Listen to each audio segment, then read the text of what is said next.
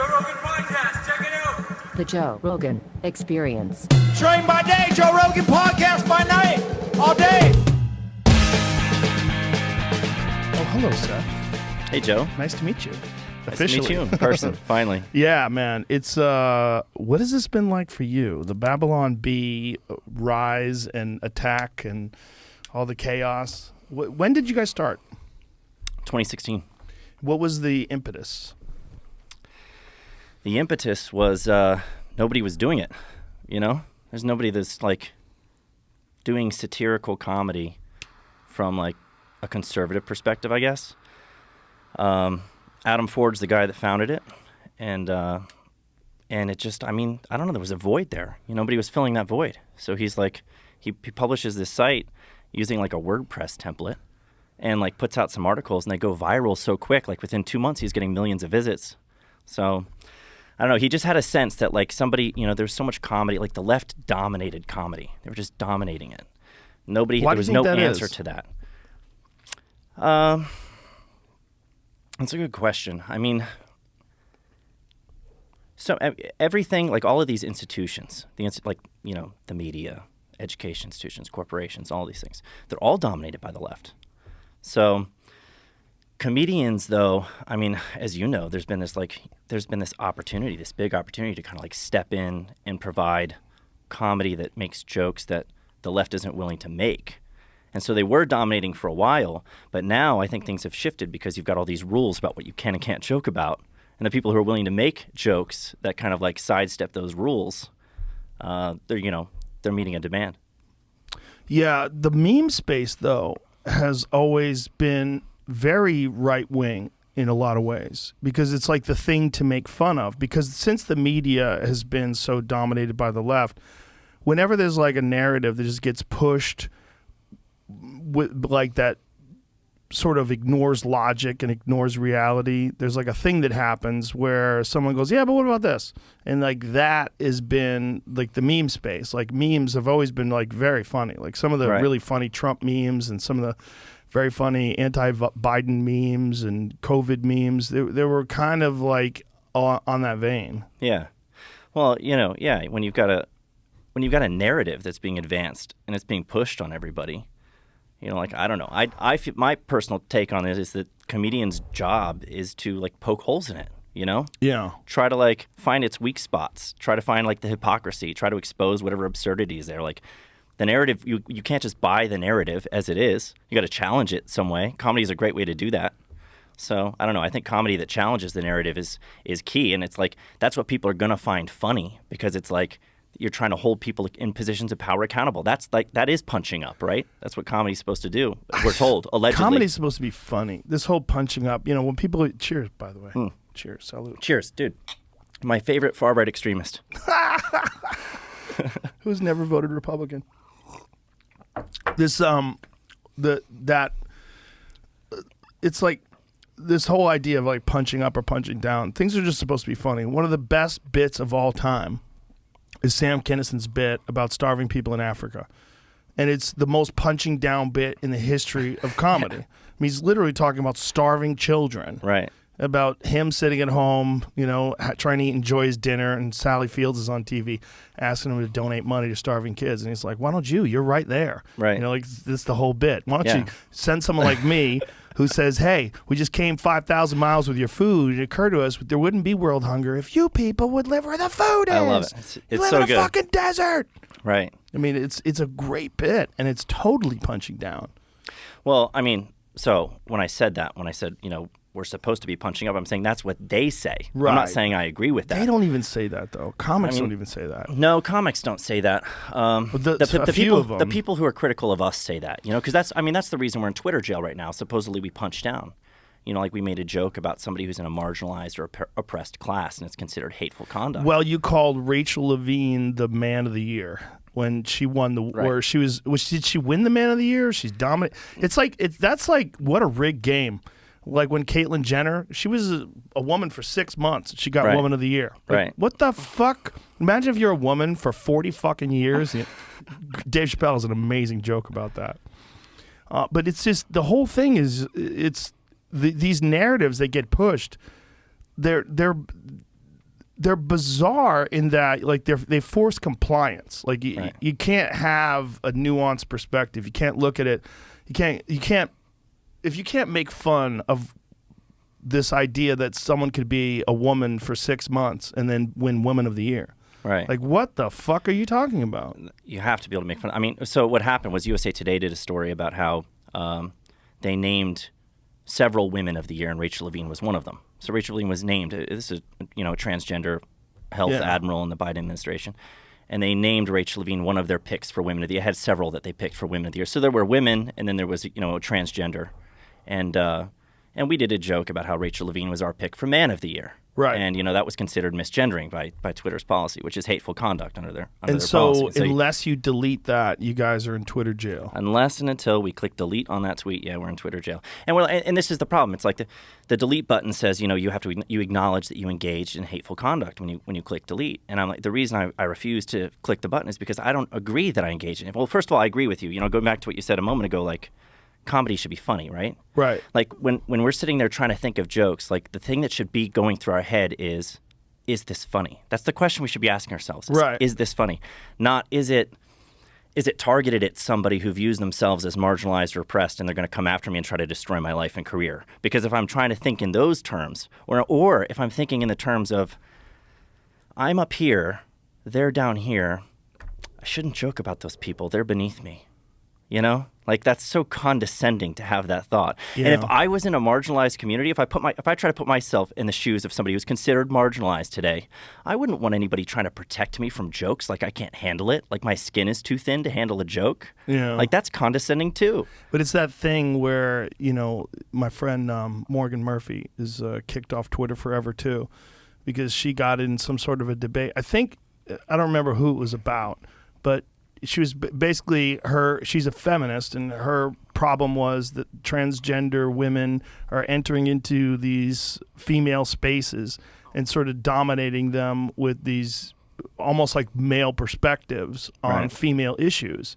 And it pisses her off. She's like, we have to acknowledge that women are a real thing. Right. And then people were like, but this is a real woman. And she's like, a man is never a woman. And she posted that on Twitter, and they said, this is hate speech. This is your whatever you're doing. You're misgendering. And so they banned her for life, forever. Well, for that, which is crazy. The fucking Taliban is still on Twitter. I know. Well, there's there's so many things that you can say, and this is where it's weird. The content moderation conversation is a big conversation that needs to be had when you're talking about like, well, what should these platforms be concerned with when they're talking about content moderation? Right. And in my mind, and when you think of like Section 230 and its provisions and the language that's in there, and like what they get immunity for when they're engaging in content moderation, it's like what's in view there is like lewd and indecent content. Like things that wouldn't be appropriate in the actual physical town square. Death threats and things like that, stuff that's like not even lawful speech. I mean, obviously, there's a place for like taking that kind of stuff down. Terrible harassment where you're like sending somebody to somebody's address and telling them to go kill that person. I mean, there's obviously things that should be moderated, but what you see is so much of that stays in place, especially if it's aimed at the targets that are acceptable to harass. If it's aimed at the right. Yeah, so much that remains in place, but then opinions like, okay, you see like a family-friendly drag show that kids are like tipping these dancers and stuff like that, and you call that grooming behavior. Now all of a sudden you're banned for that. Now the family-friendly drag show isn't considered lewd and indecent. That's not moderated. It's the criticism of it that gets moderated. Yeah. That's a little wild. But yeah, that's the forced conformity. It's the forced affirmation. This idea. Why, if Twitter can have whatever policy they want for content moderation, delete my tweet if you don't like it. Take it down.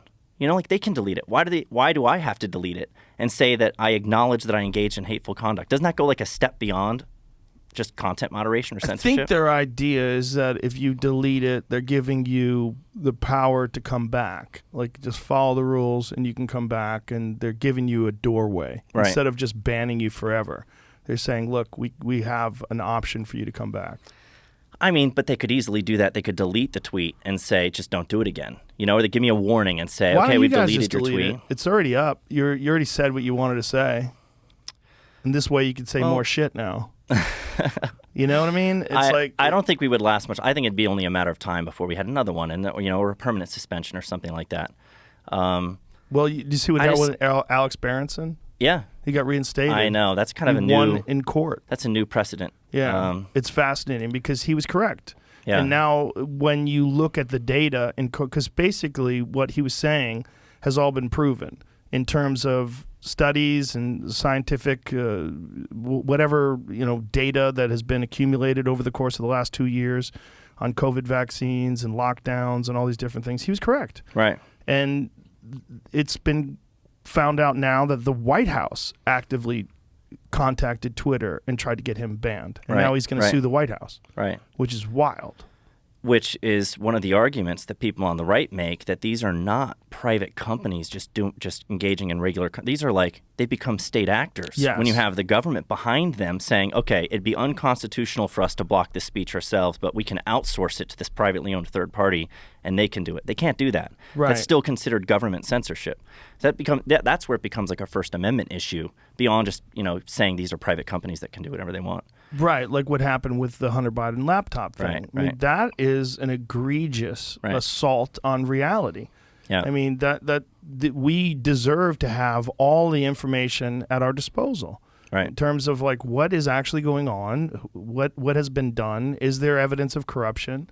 And if there's evidence of corruption and it's censored by a company that is obviously not just in contact with the current administration and the previous Democratic Party, but it also what they're doing is working with them. Mm-hmm. They're doing their bidding, and that's where it gets really weird because it is so biased in one perspective. Right. And they're not just objectively disseminating information based on whether or not it's been proven to be true. No, they're suppressing information that's true because it fucks with what their desired result was, get Trump out of office. Right. And that collusion between the government and these private companies, ultimately that's going to end up coming back to bite them because they're not going to be able to moderate. There's going to be some kind of pushback on that. There's going to be some kind of legal change or something. Yeah. But I mean, to answer more directly that question, why we haven't deleted that joke. We haven't tweeted since March. Right. We have 1.5 million followers. We can't reach on Twitter. We haven't tweeted since March.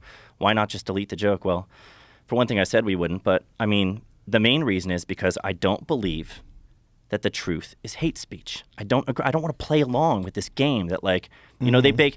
If you go to the hateful conduct policy on Twitter's website, you pull up the hateful conduct policy, it starts out with this ringing tribute to free expression, right? They say that Twitter is supposed to be a platform for free expression without barriers. Those are exact words. They say without barriers. And then you scroll down in the hateful conduct policy and it's talking about misgendering and dead naming and all these things. The dead naming one's wild. It's wild. Because I mean, you got to go back and rewrite history. Bruce with the dead Jenner naming thing. won the Olympics. Right. If you say Bruce Jenner, right? That's well, now dead I think naming. if you go to the Wikipedia page about that, it probably says Caitlyn, right? It says Caitlyn won it. You got to go back and rewrite that. But I just don't want to go along with a system where we're they say on the what they offer you is a platform for free expression, but then in reality, and it's supposed to be without barriers, but then in reality, they have these ideological terms that you have to agree to, and so they're making it, especially from a comedian's perspective. When I talk about poking holes in the popular narrative, they're rigging the system so you can only affirm the narrative. You have to affirm it. We try to speak a truth there. We try to basically say, hey, look, this is a male person. And if you consult your dictionary today, it might change tomorrow. But if you consult your dictionary today, a man is an adult human male. This joke has a grain of truth to it. And you're not allowed to say that on Twitter. So I don't know. I feel like it's a protest. It's look, I think you should be able to say that 2 and 2 make 4. And you shouldn't bake into your terms that 2 and 2 make 5. And you have to say that or else you can't tweet on this platform. It's I don't want to be on a platform like that. I'd rather stand up and say, look, we're not going along with that. Mm. And did you guys have the same post on Instagram? We did. Yeah. Didn't hit us on Instagram. Interesting. And Facebook? Yeah, we didn't get hit on Facebook for that one either. So it's just Twitter. Is Twitter the worst with that stuff then? No. Twitter's the one that's forcing us to delete something ourselves. I mean, Instagram is, Instagram, Facebook, we've had plenty of issues with them with getting flagged for inciting violence with a stupid joke. What did you incite violence with? misinformation. What was the joke? we did a joke about how during Amy Coney Barrett's confirmation hearings, we did a Monty Python joke about how she was being compared to a duck to determine whether or not she was a witch, and then in the caption said like, "We must burn her," and that was like, we said we must burn her. So like the automated system flagged that as like a threat, and then we appealed it. And somebody manually reviewed it and upheld the ruling that it was incitement to violence. We're like, this is a Monty Python joke. This is crazy. Wow. But we've had that stuff happen on all those. It happens everywhere. It's just Twitter is the one that's like going a step beyond and saying you have to acknowledge you did something wrong and delete this. And that's where it's like a little bit different. I think you guys getting banned from Twitter was one of the influences that led Elon to want to purchase Twitter. I mean, he hasn't talked about it publicly, but I know he had a real issue with it. I mean, I think it's one of them. Yeah. I mean, I wouldn't say, and I've never taken credit for it, like, oh, we are the reason that Musk, because some people have said that, like, oh, he did this to save the Babylon Bee. I don't think Elon Musk is putting tens of billions of dollars on the line to try to save the Babylon Bee. No. But I think he's genuinely concerned about speech. He's called Twitter the de facto town square. I think he's right. I mean, I think these platforms are the town square, and if free speech doesn't exist in the town square, then something's got to be done about that. So. I don't know. I think that it factored in. It's one of those things. It's like, okay, the Babylon Bee can't even make jokes on this platform. Like, this is not a free speech platform. Well, it's not as simple as a private company anymore. It used to be it's a private company. They have their own rules. But when it's the number one platform for distributing information by average citizens, which is what it is, right? It's a little bigger than that. And I don't know what the response to that. I don't think the response to that is let's get the government involved and regulate it. But I think there's a responsibility that they have, and this is what Elon believes, that they have a responsibility to, he's a free speech absolutist. He said, if this is what you guys are, because it is what they are the town square, right? You have a responsibility to allow everyone to communicate. Otherwise, you create this divisive environment where it just divides the country even further without the ability to discuss things. Like, without the ability for people to criticize that post that you guys made about Rachel Levine or laugh about it or make other memes or all these different things, without that ability, right, then you're going to get more people angry, more people that feel isolated, disenfranchised, and it creates a problem that we already have. It accelerates. It throws gasoline on a problem we already have. And that problem is this country is divided in a lot of ways. And it's divided in a lot of ways because of the narratives the media pushes, the fact that the vast majority of mainstream news and media is leaning to the left. And the ones that are on the right, it's like, what do they have? They had OAN News and Newsmax, and they're just not that effective. They're just too goofy. And right, so they were too easily criticized. They're goofy. Yeah. Like, the people that were on there were not like the best representations. Right. We're not talking about Ben Shapiro. We're not talking about, intelligent right-wing pundit, Matt Walsh, these guys who are intelligent right-wing pundits and influencers. That's not what it was. These guys were goofy. And it's easy to criticize. It's easy to say, oh, we need to shut that down. But that's the worst thing you can do for everybody. The worst thing you do for everybody is to make an echo chamber, and that's essentially what their policies are doing. Well, and you end up with echo chambers on both sides because you Right. have the people who leave and go to like another platform. They're just talking amongst themselves. Because nobody like left of center came with them. Right. They're not interested in a free speech platform where like conservatives can speak freely and give their opinions and say the word groomer. They don't want to be on a platform where that's allowed. Now, if they so ban they'll end up in their groomer, own. Yeah, they banned it. Yeah. Who's banned it? Twitter? All the big tech companies in concert all at the same time. I think it started on Reddit. So like Reddit stopped allowing you to call this behavior grooming, and then the other ones kind of followed suit. Didn't we discuss this, Jamie? Is it in certain rooms they've banned the term groomer? Because what about heterosexual groomers? What about men who go after like really young girls and befriend them and groom them? Because that's real. Yeah. That's real, and it's always been disgusting. Well, it's all real, but I mean the term itself is now designated a slur. How is that possible? I just don't understand why you would throw the baby out with the bathwater. The band OK Groomer guy, that's James Lindsay. Twitter has a ban on calling transgender people groomers. Oh. But what about groomers that are transgender? What if they're real? I mean, there are people that groom people. That's a thing. Okay. So if we're talking about like a family-friendly drag show, right? Like, how is that possible? The drag. How do those terms even work together? You know, it's Don't ask family-friendly me. porn theater. But it's not a transgender person that's performing. Right. It's usually like a drag queen is typically a gay man who's dressed as a woman. He's not necessarily transgender. He doesn't identify as a woman. He's just, that's the show, is to dress like a woman, right? That's what drag is. It's not transgender. Yeah, but and sometimes so if you they consider, are. Sometimes they do consider themselves. Sometimes they do. But how would you know? If you're just watching this on Twitter and you see it and you say, I think that's grooming, you're not necessarily targeting a transgender person. You don't even know if they're transgender. For all you know, it's a straight man who's been hired to do this drag performance. You don't know. But it seems like a piece of duct tape over a leaky dam to say that you have to ban the word groomer. Right. It seems so crazy.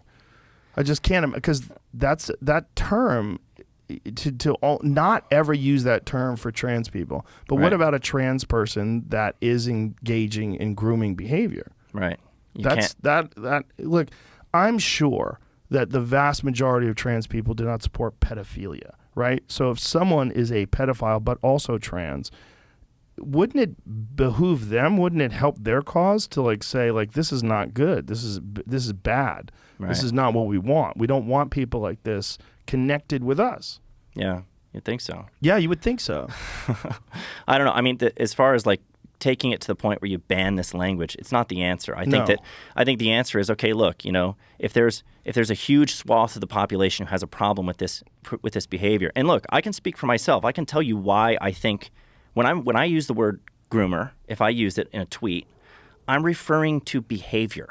Okay, I'm like, it's a criticism about somebody's behavior around kids. Right. It has nothing to do with that person's identity or who they sleep with or the color of their skin. Right. It's not targeted at a person for their identity. Right. And we conflate these things. I think so much, with the left's kind of heavy-handed censorship, they do a lot of this conflating where they take criticism of behaviors and treat it as criticism of identities and people.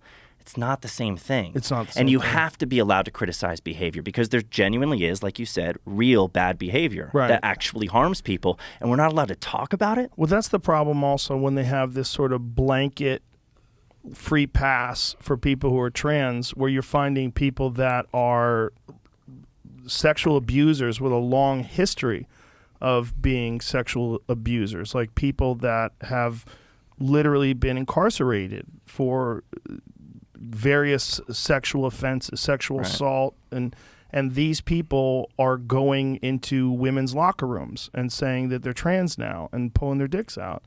And there are a lot of people that just genuinely are transgender people that would like to use a woman's locker room, but there's also people that are they're sick. There's something wrong with them. Right. And these people do harass women and sexually assault women, and you're giving them access to women in a very vulnerable place where there's no protection for them at all. And that was, that LA case where the massage was the massage place. Yeah. That was the case. That person had a history. Pull up that story. They were just exposing themselves, right? Yes, and I think they were there was a mother in there with a teenage daughter. Exactly. Yeah, and they were the ones in LA, right? Yes. Was it Envy Massage Parlor? Is that what it's called? But that person who did it had a record. I mean, it wasn't. Right. It was pretty clear that this person had already engaged in some seriously problematic behavior. Right. Yeah, but even if they haven't, in a context like that, where you've got a biologically male person in a women's space like that, and a mother's in there with her child, it's regardless of how that person identifies, it's not an attack on them to say, hey, look, I don't want my daughter seeing a naked man's body in the locker room. And so that's, it's a tough conversation when you're talking about that person may not be an offender of some kind. They may not be trying to put anyone in an uncomfortable situation, but you still have the concerns. It's the same thing with sports too. Well, some people might not be, but some people definitely are, and some people have a history of it.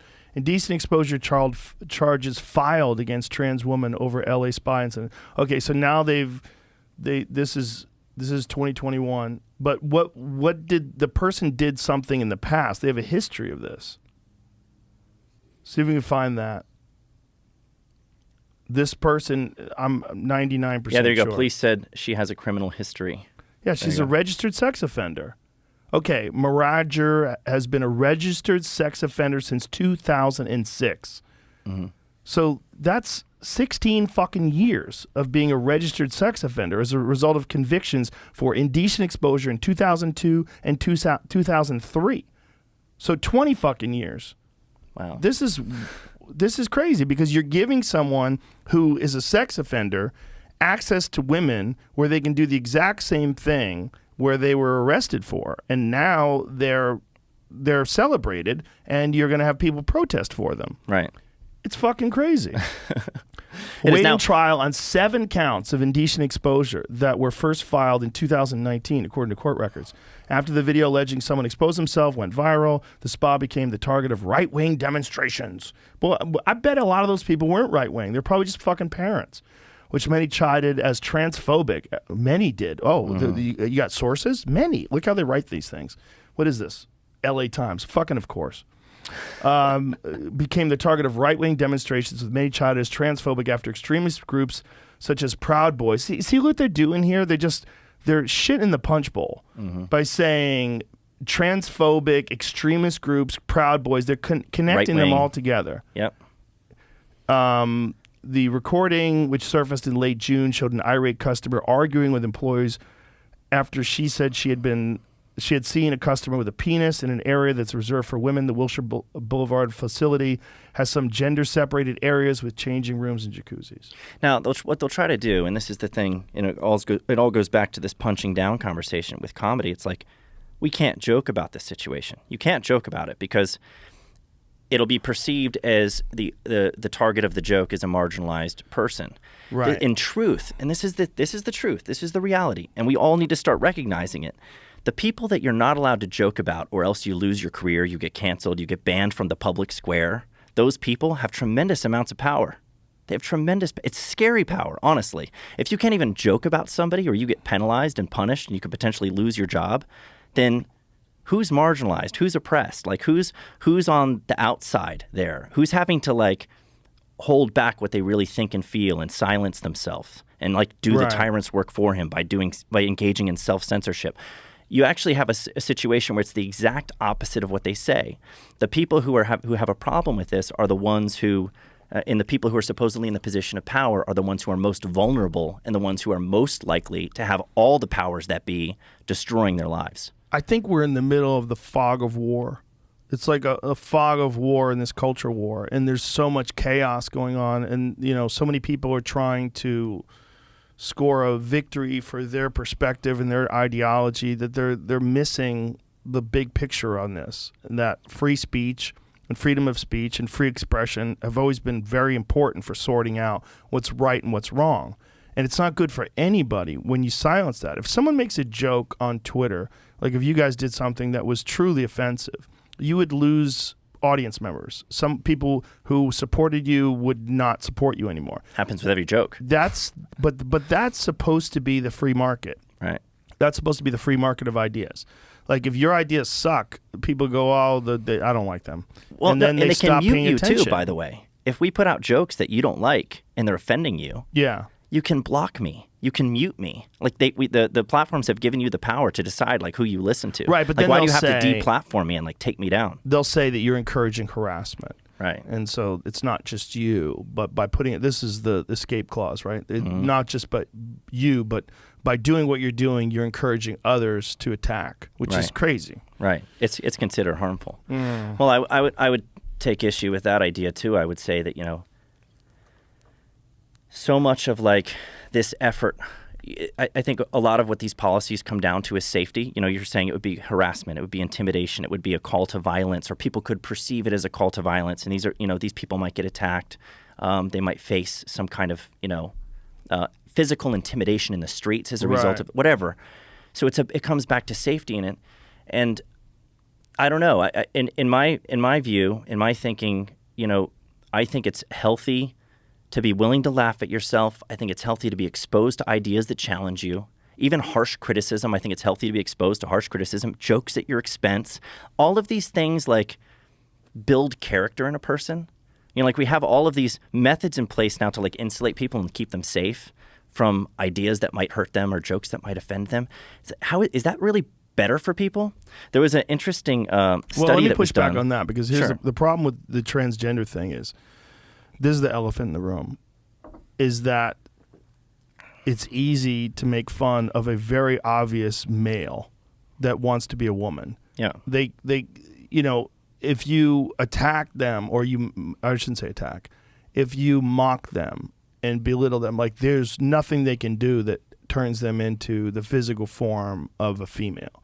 Like if Rachel Levine was attacked in jokes, or someone criticized her or mocked her in jokes, it's not like fat shaming, right? Like there's an argument like fat shaming, like the reason why you're upset is because you've eaten yourself into this position. You know, this is your own doing, and you can actually not eat yourself out of it. You can exercise your way out of it, and many, many, many people have done that, Right. where they've actually become smaller again. Right. It's almost the same argument you would say about people who are handicapped.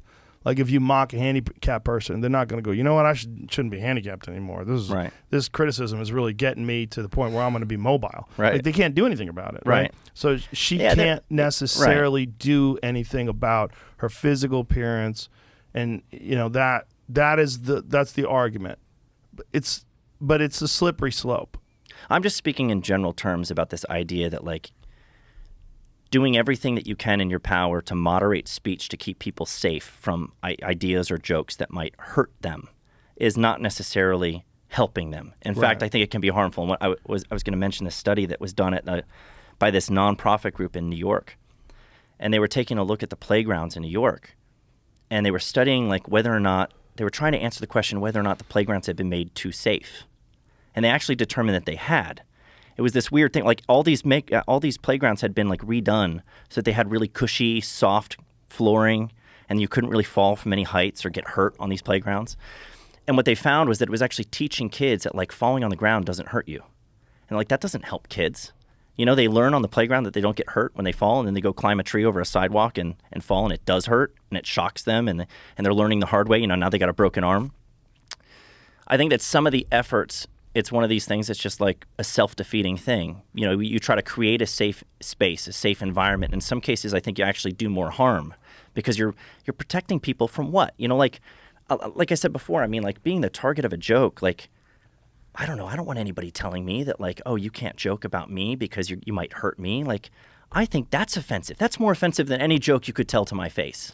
Well, the other argument in your case with the Rachel Levine thing is that we're being forced to say something that some people Right. don't agree with. Right. This is not like they're forcing this opinion as fact, and there's a narrative that a transgender person is a woman.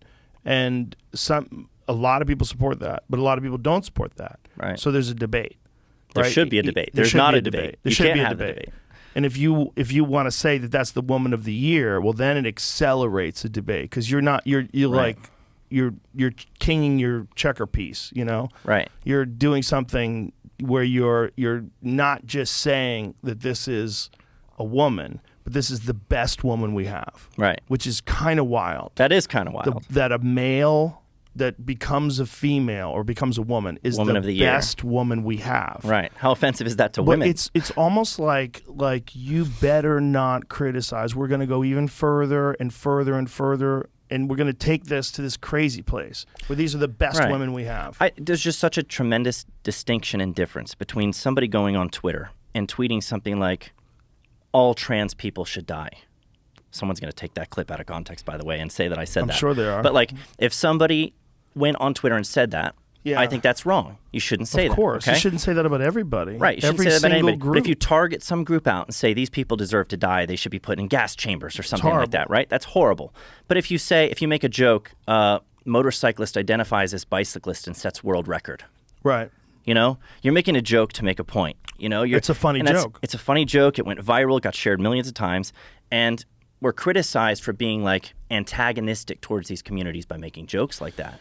And it's not the same thing as saying like it's not okay to be trans, What it's saying is it's not fair to the bicyclists to have a motorcyclist competing against them. Yes. And so what you're And doing you're is comparing that to transgender athletes versus biological females, which Exactly. most people do. Which is a Most valid point. It's a valid people. point that's not rooted in hate. Right, at all. In fact, it's rooted in concern and compassion. When you try to say that this is a hateful position, I turn that on. I turn it around. I say, well, look, like, what about women? Like, who's showing compassion and concern? Who's trying to protect women and keep their sports their sports? I mean, well, not only that, what is the percentage of people that are upsetting the far larger percentage that are biological females that are competing against this person to protect one person's feelings by affirming them as a woman? You're making all these other people victims of unfair athletic events, right? Because that's what it is. There's somebody just sent me this study that they've done studies on the performance of various people, whether it's trans people or not, and someone just sent me this. I'm gonna send it to you, Jamie. There's clearly some kind of advantage for some sports, and to say that any differently after you see what happens with like Leah Thomas or whoever the bicycle is, and some other athletes that have started to dominate in those spaces, it freaks biological females out, because if you're a male and you've had testosterone pumping through your body most of your life, all of your life, until like a couple of years ago, and then you transition, like, that's not the same as being someone who's never gone through puberty. It's not. Right. And that's why the swimming organization changed the threshold for transgender athletes, people that have not transitioned after 13 or 12. So avoiding males going through puberty, where it would give the minimal amount of biological advantage. Right. And people talk about outliers. They always want to talk about outliers.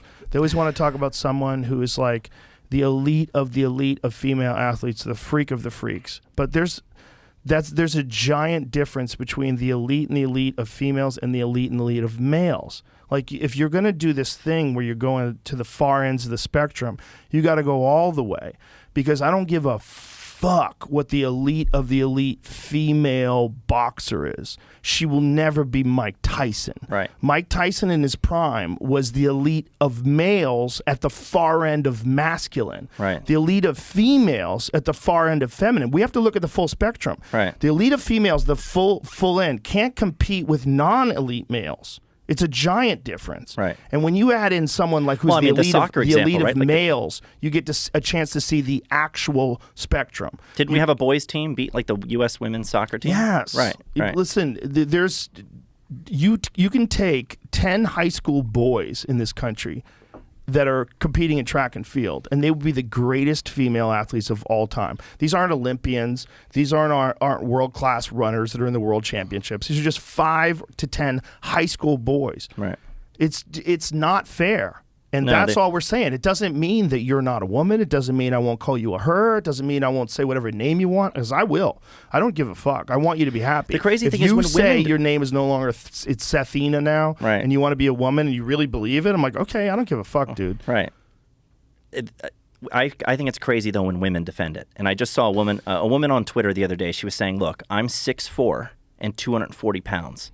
I would destroy other women in rugby. I guess she's, in a country where rugby's popular. That's the example that she pulled out. She wouldn't destroy a 180-pound man. No, and this is nonsense. And I mean, no, I think she was 6'2". She's 6'2". She's not 6'4". 6'2", 240, and saying that she would dominate these women. I'm like, well, okay. I mean, anybody who has a size advantage in contact sports, whether it's men against men or women against women, you have a size advantage. That's an advantage. It's literally what I just said. It's the outlier. Exactly. It's the outlier. But she's using herself as an example of that. And I said, it's just like humble bragging. Yeah, I don't know how you use that as a justification for saying, well, therefore, it follows that we should allow men to come into women's sports and dominate them all, including the 6'2", 240 woman. They're making a rational argument. They just haven't played it out to the end. The rational argument is that there are outliers in female spaces. There's outliers. There's athletic outliers. There's outliers in everything. Intelligence, hand-eye coordination. There's outliers. But there's outliers in males that far exceed the outliers of females. Kamala Harris just said we all have the same capacity. Did you see her say that? We all have the same capacity. I try we not just to haven't pay realized it because, to anything Equity. she says, unless I'm mocking. Was she talking about economics, or was she talking I think about she was talking life about success? She's talking about life success, opportunity. You know, we don't all start on equal footing, but we all have the same capacity. So if we put ourselves on equal footing, we'll all reach the same result. It'll be equity. Yeah, that doesn't work. But what we should do is make it so that it's not so hard for people who live in disenfranchised communities. That's a real concern that we're not addressing. And I think if you wanted to really give people the best chance in life, don't give them a fucked up childhood. Figure out a way to somehow or another revive communities and give them a sustainable future where you don't have a long history of gang violence and crime and drug sales and violence. We cannot deny that it's a big difference growing up in the suburbs of, fucking the Hamptons versus growing up in Baltimore. It's a fucking giant difference. It's a huge difference. But you don't level the playing field by, like, if someone can't see over the fence, you don't level the playing field by cutting out the legs of the person who can, so that they both can't see. Yes. You're talking about a funny meme. Yeah. It's a great meme. It is a good meme. But we can do the other thing and make this is what I always say about America. Wouldn't it be better if we had less losers? Right? It would be better for everybody. Well, what's the best way to get less losers? The best way to get less losers is to help people get the fuck out of where they're at. And there's some people that just got a shit roll of the dice. And a lot of conservative people don't want to recognize that. They don't want to talk about that. There's this narrative, this pull yourself up by your bootstraps. There's people that don't have fucking shoes. There's people that they got a terrible roll of the dice. And by the time they're working and integrated into a system, they're 18 years old or whatever they are. That's 18 years of a fucked life. Yeah. And that can be fixed. That can be fixed just like we have enough money to send $40 billion to Ukraine and 87,000 new IRS agents. You know what else we have money for? We have money to revitalize cities that are fucked. And we've never done it. We don't. But should ignore that be done by the government or privately? And I would think that, with a lot of conservatives who are often criticized for that mentality that equality is just making sure everybody has the same opportunity. Nobody needs a leg up. These people should pull them up by their bootstraps. I do think that people, generally speaking, Christian conservatives are very compassionate and do a lot of charity work. Yes, they do. A ton of charity work. Yes. And so they're willing to put their own time volunteering and donating money towards causes that help with those things. You look at like crisis pregnancy centers, for example, which Elizabeth Warren wants to shut down for some reason. I mean, these are helping women in need, and she wants to shut them down. I mean, these are people who are volunteering their time, their resources, their money to help people who are in a tough spot. And it's completely charity. It's kindness. It's love and compassion. But it's always, always painted with the brush of, you're on your own.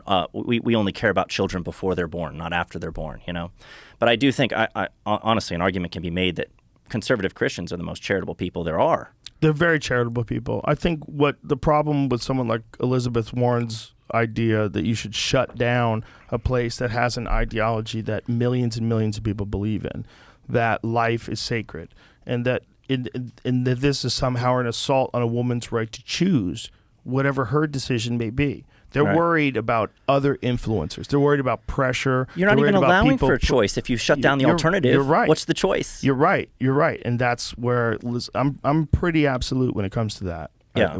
And not just free speech amongst every subject, not just amongst a woman's right to choose or abortion laws. Yeah. And this idea that you can't have someone who is a Christian who talks to another person who's a Christian, and maybe they were on the fence about something, and you convince them to have a child, and it's the best decision they have ever made in their life, and they love their kids so much they couldn't imagine they were thinking about getting an abortion. Right. That's real too. Yeah. That's real too. There's also women who have been raped who should not have to fucking carry some rapist baby. There's women who have been sexually assaulted before the age of 14. There's also, hold on though. But hold on, don't stop me. Okay. That's real too. And we all have to agree. We have to agree on both of those things. There are also, though, I'm not going to argue with you on that point, but I will say there are people who have been born of rape and are alive right now and are pro-life, and they go around speaking, talking about That's how I great. had a right to live, and they will go out there and make an argument, a pro-life case, and they're born of a rape. You don't have a right to tell a 14-year-old girl she has to carry a rapist baby. I'm You just saying that. don't. I'm But just do you saying that's understand real what you're too. saying? Yeah, I understand. What you're Do you saying. understand what I'm saying? Like, you don't have the right to tell my 14-year-old daughter she has to carry her rapist baby. You understand to that? look that woman in the eye who was the But born listen, of a rape. do you understand that? That's a 14-year-old child. I know. If a 14-year-old child gets raped, you say that they have to carry that baby? I don't think two wrongs make a right. I don't think That's murder. not- I don't think that's murder is wrong. an answer to. I don't think murder fixes a rape. What if we're talking about an abortion when the fetus, literally it's like 6 weeks, 4 weeks, 3 days? What if she just turned positive just now? Positive for pregnancy. I just disagree that. What you if it can- just happened that today? You can like draw a line on when. You can't. Like, once so life you has can't begun, do, I don't at think you the draw very lines. moment. Like if someone came inside of someone and they cracked the egg, and then bam, they took Plan B. You shouldn't do that. Well, I mean, that's if it's preventing the pregnancy from No, occurring. it's That's different. it's an abortion. That's what Yeah. Plan B is. It makes your body abort the conceived pregnancy. That's what it does. Is it? I mean, I'm pretty Well- sure. Let's Google it. I know that women used to do something similar. They would take like a shit ton of birth control If it pills. prevents the conception, it's different than if it's terminating. No, it's terminating. Yeah. I'm 90% sure it's terminating. I think it's after conception. That's what the whole idea about. That's why it's Plan B. Plan A is don't get pregnant. Plan All B. I'm saying is it's real. It's real. What you're saying is real, and those are tough situations. It's also real that sometimes these babies are born and they do, and they grow up to be real people with feelings. They're alive. They're humans, and they're pro-life. Most Here, of them. Can we click on that so I get the full sentence, because it seems like it keeps going. All right, here it is. The morning after pill is a type of emergency birth control contraception. Emergency contraception is used to prevent pregnancy for women who've had unprotected sex or whose birth control method has failed. Right, The morning prevent after pregnancy, pill, no, is intended for backup contraception only, not as a primary method of birth control. Morning after pills contain either levonorgestrel, or ulipristal acetate. Levonorgestrel. You want to try it? Try that. Try that word. Levonorgestrel. Levonorgestrel is available over the counter without a prescription. But go to the part where we were reading in the synopsis that here it is, right there. Keep in mind, the morning after pill isn't the same as blah, blah, blah, also known as RU486 or the abortion pill. Wait. Oh, Morning it's after pills different. do not end a pregnancy drug- that has implanted. They Well, work hold on. primarily by Yeah, this delaying is- or preventing ovulation. Yeah, I was talking about the different thing then. I was talking about RU486. This drug terminates an established pregnancy, one which the fertilized egg has attached to the uterine wall and has begun to develop. Okay. Right. So Okay, so there's a forget difference, about Plan B. What about RU486? It's the same question. The same question is if someone knows they're pregnant or if they test positive for pregnancy and they take a pill that can get rid of that like the day of, you're against that. I would lay it out like this. I would say it is wrong to intentionally kill an innocent human life. Abortion intentionally kills an innocent human life. Therefore, abortion is wrong. And I don't think any of the examples of like, oh, well, how developed is it? You know, can it think? Is it conscious? Can it dream? Can it feel pain? So for you, it's the moment of conception. I think that if it's a human life, a distinct human life, then I think it's wrong to end its life. And so you think that do you think that once the conception happens, there's some sort of a miraculous event, like at the very moment, like you could literally get to the point where the sperm cracks the egg. If you could scoop that egg out right there, would that be abortion? Well, I mean, at some point you're going to have to say there was a magic moment that happened because you believe that we eventually become valuable humans, right? Well, listen, where's the moment where you think the magic happens? Let me tell you my perspective on this, because I've said this multiple times, but it bears repeating. I think abortion is a very human issue in that we're messy, and it's a very messy issue. It's complicated. Bill Burr has a very good bit about it in his last comedy special, where he says, I agree with your right to choose, but it's also killing a baby. Right. You know, and it's a very well I like that bit. place. It's a good bit. Fantastic. He's talking about the oven, baking something in the oven. Yeah. When you talk about like someone who's at 6 months or 9 months, that gets crazy. That's like you're literally killing a baby. You're killing a baby that could exist outside the womb. What if rape produced it and it's 8 months old in the womb? It's a good question. That's also what makes it a very, very messy It's tough. conversation. It's tough. You know, there was a story that came out recently that someone had said that this woman got in trouble for having an abortion because they got a hold of her Facebook messages. And then my wife sent me the actual story. The actual story was it was a late term thing. She was trying to poison the baby. But the actual story is that she took medication online. She had a miscarriage because of that medication. She took stuff to kill her abortion, to start the abortion, rather. And then her and her mom buried the stillborn. Investigators seeking a warrant said they later learned her mother had bought the oral medication online to end her daughter's pregnancy. That information was gathered in part from but find out how far along she was. Because I think she was far along. And that's where it gets crazy. 23 weeks. Perhaps as long as 29 weeks. Wow. Oh, under Nebraska law, abortions are legal up to 20 weeks. Yeah, she was past that threshold. How many months is that? Is that 6 months? What's 29 weeks? That's really long. So that's where we're at. That's that area we were talking about, where it's like this is this weird place where it's like, okay, that's a baby. Yeah. This is not like a clump of cells. That's an actual baby. Right. That's why it makes it such a crazy issue. I mean, when you start talking about harmful misinformation, I mean, I'm as you can tell, I'm pro-life. Yes. And when we start talking about harmful misinformation and the types of things that are considered, like that I say or that we tweet or the jokes that we make that are considered harmful misinformation, I'm like, well, what about calling that baby a clump of cells? I think that's harmful misinformation because then you're encouraging people to kill it like it's nothing when it's actually a human life. It's a developing human life. I think abortion is healthcare the way that rape is lovemaking. If we want to use rape as an example, I think they're opposites. And it's like these are euphemisms that we use. We use the word healthcare. We're talking about a procedure that ends an innocent human life, and we're calling it healthcare. That's like calling rape lovemaking. And this is why it's such a human issue, because I see what you're saying.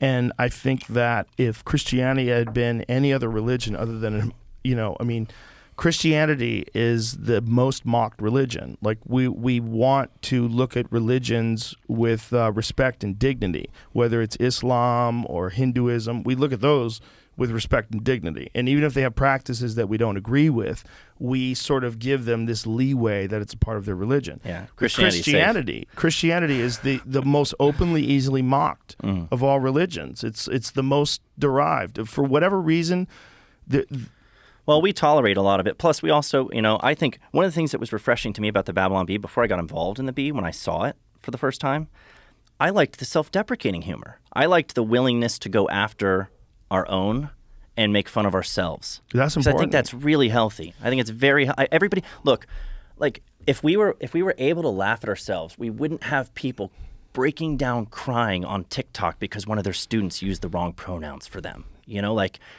We're so sensitive. We take ourselves so seriously.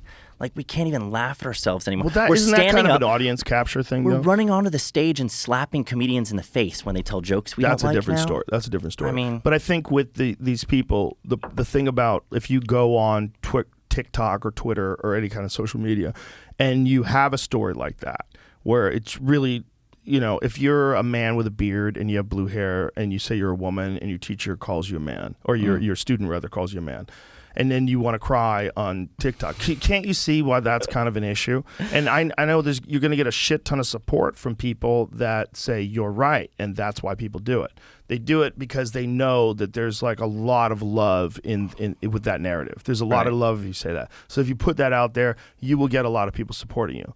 But then you also get a lot of people attacking you. Right. And then they have to smear those attackers and these hateful people, hateful comments and transphobic comments online because a male with a beard and blue hair who thinks he's a woman because he decides he's a woman and is just fully biologically male and is in a class, and a little kid, not me, who I would definitely call him a woman, whatever your name is, I'll call you whatever you want. Right.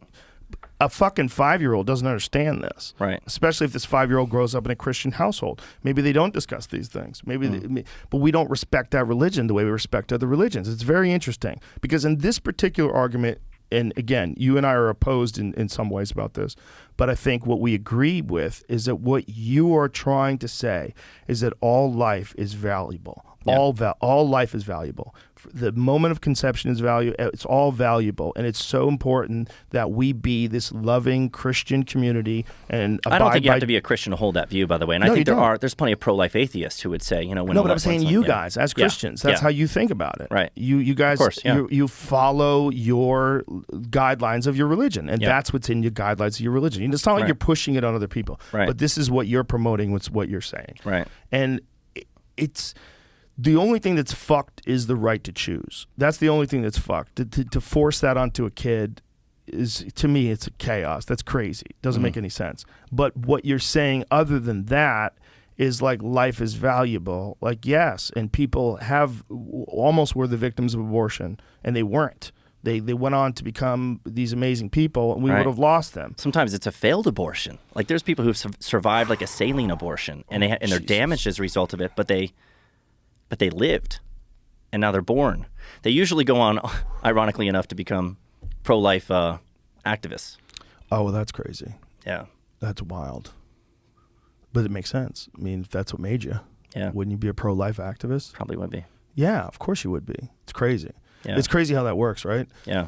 It's just, human beings are a weird fucking creature, and this is one of the battlegrounds of the two ideologies. This is where they get together, is with abortion. It's one of the most heated battlegrounds because the people that are pro-life have this, in many ways, it's a loving view that all life is sacred, right? That would the best way to look. Yeah.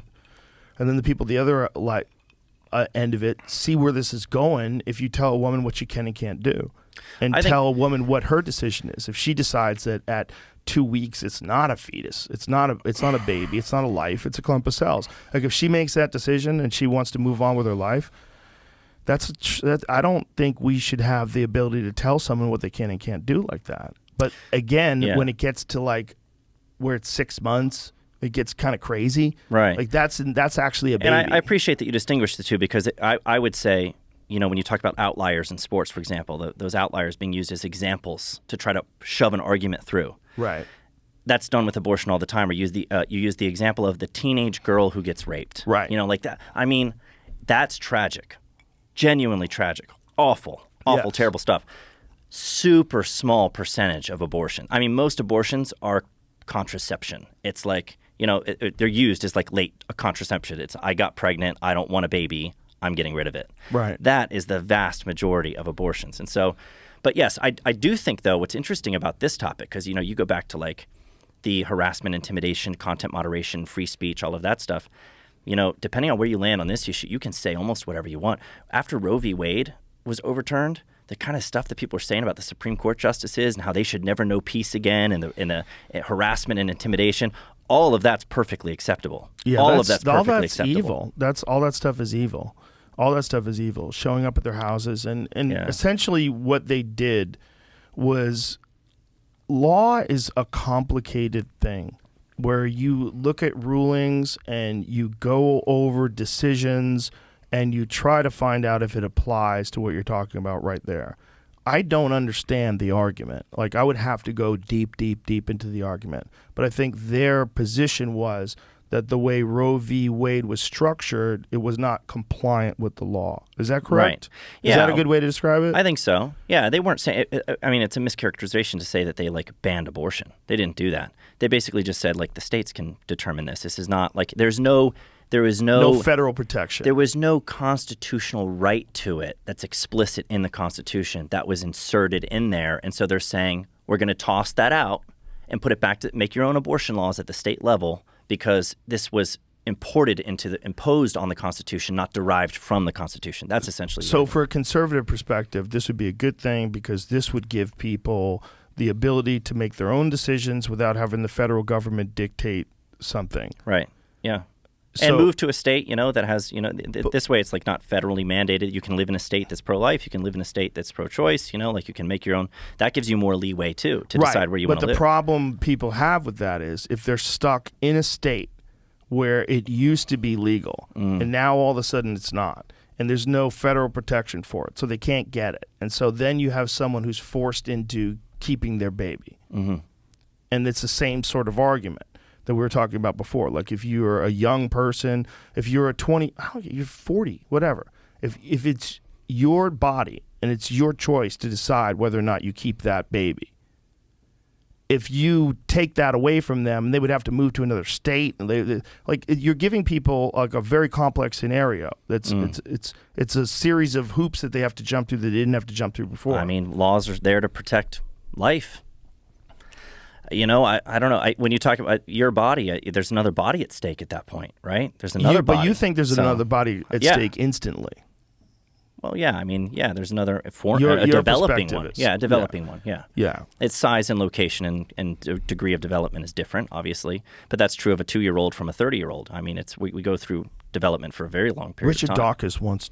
Richard Dawkins once tweeted something about how a human embryo at whatever stage is indistinguishable from a pig embryo. And I'm Richard Dawkins said that? Yeah.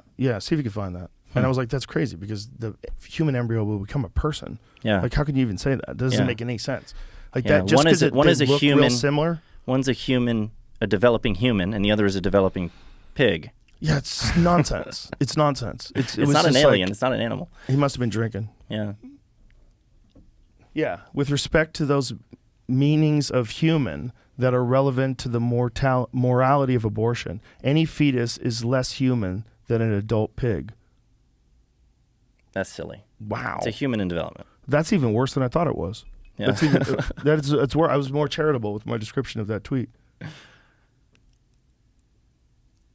That's ridiculous. Oh, I tweeted right Did you reply to it? Yeah. Yeah.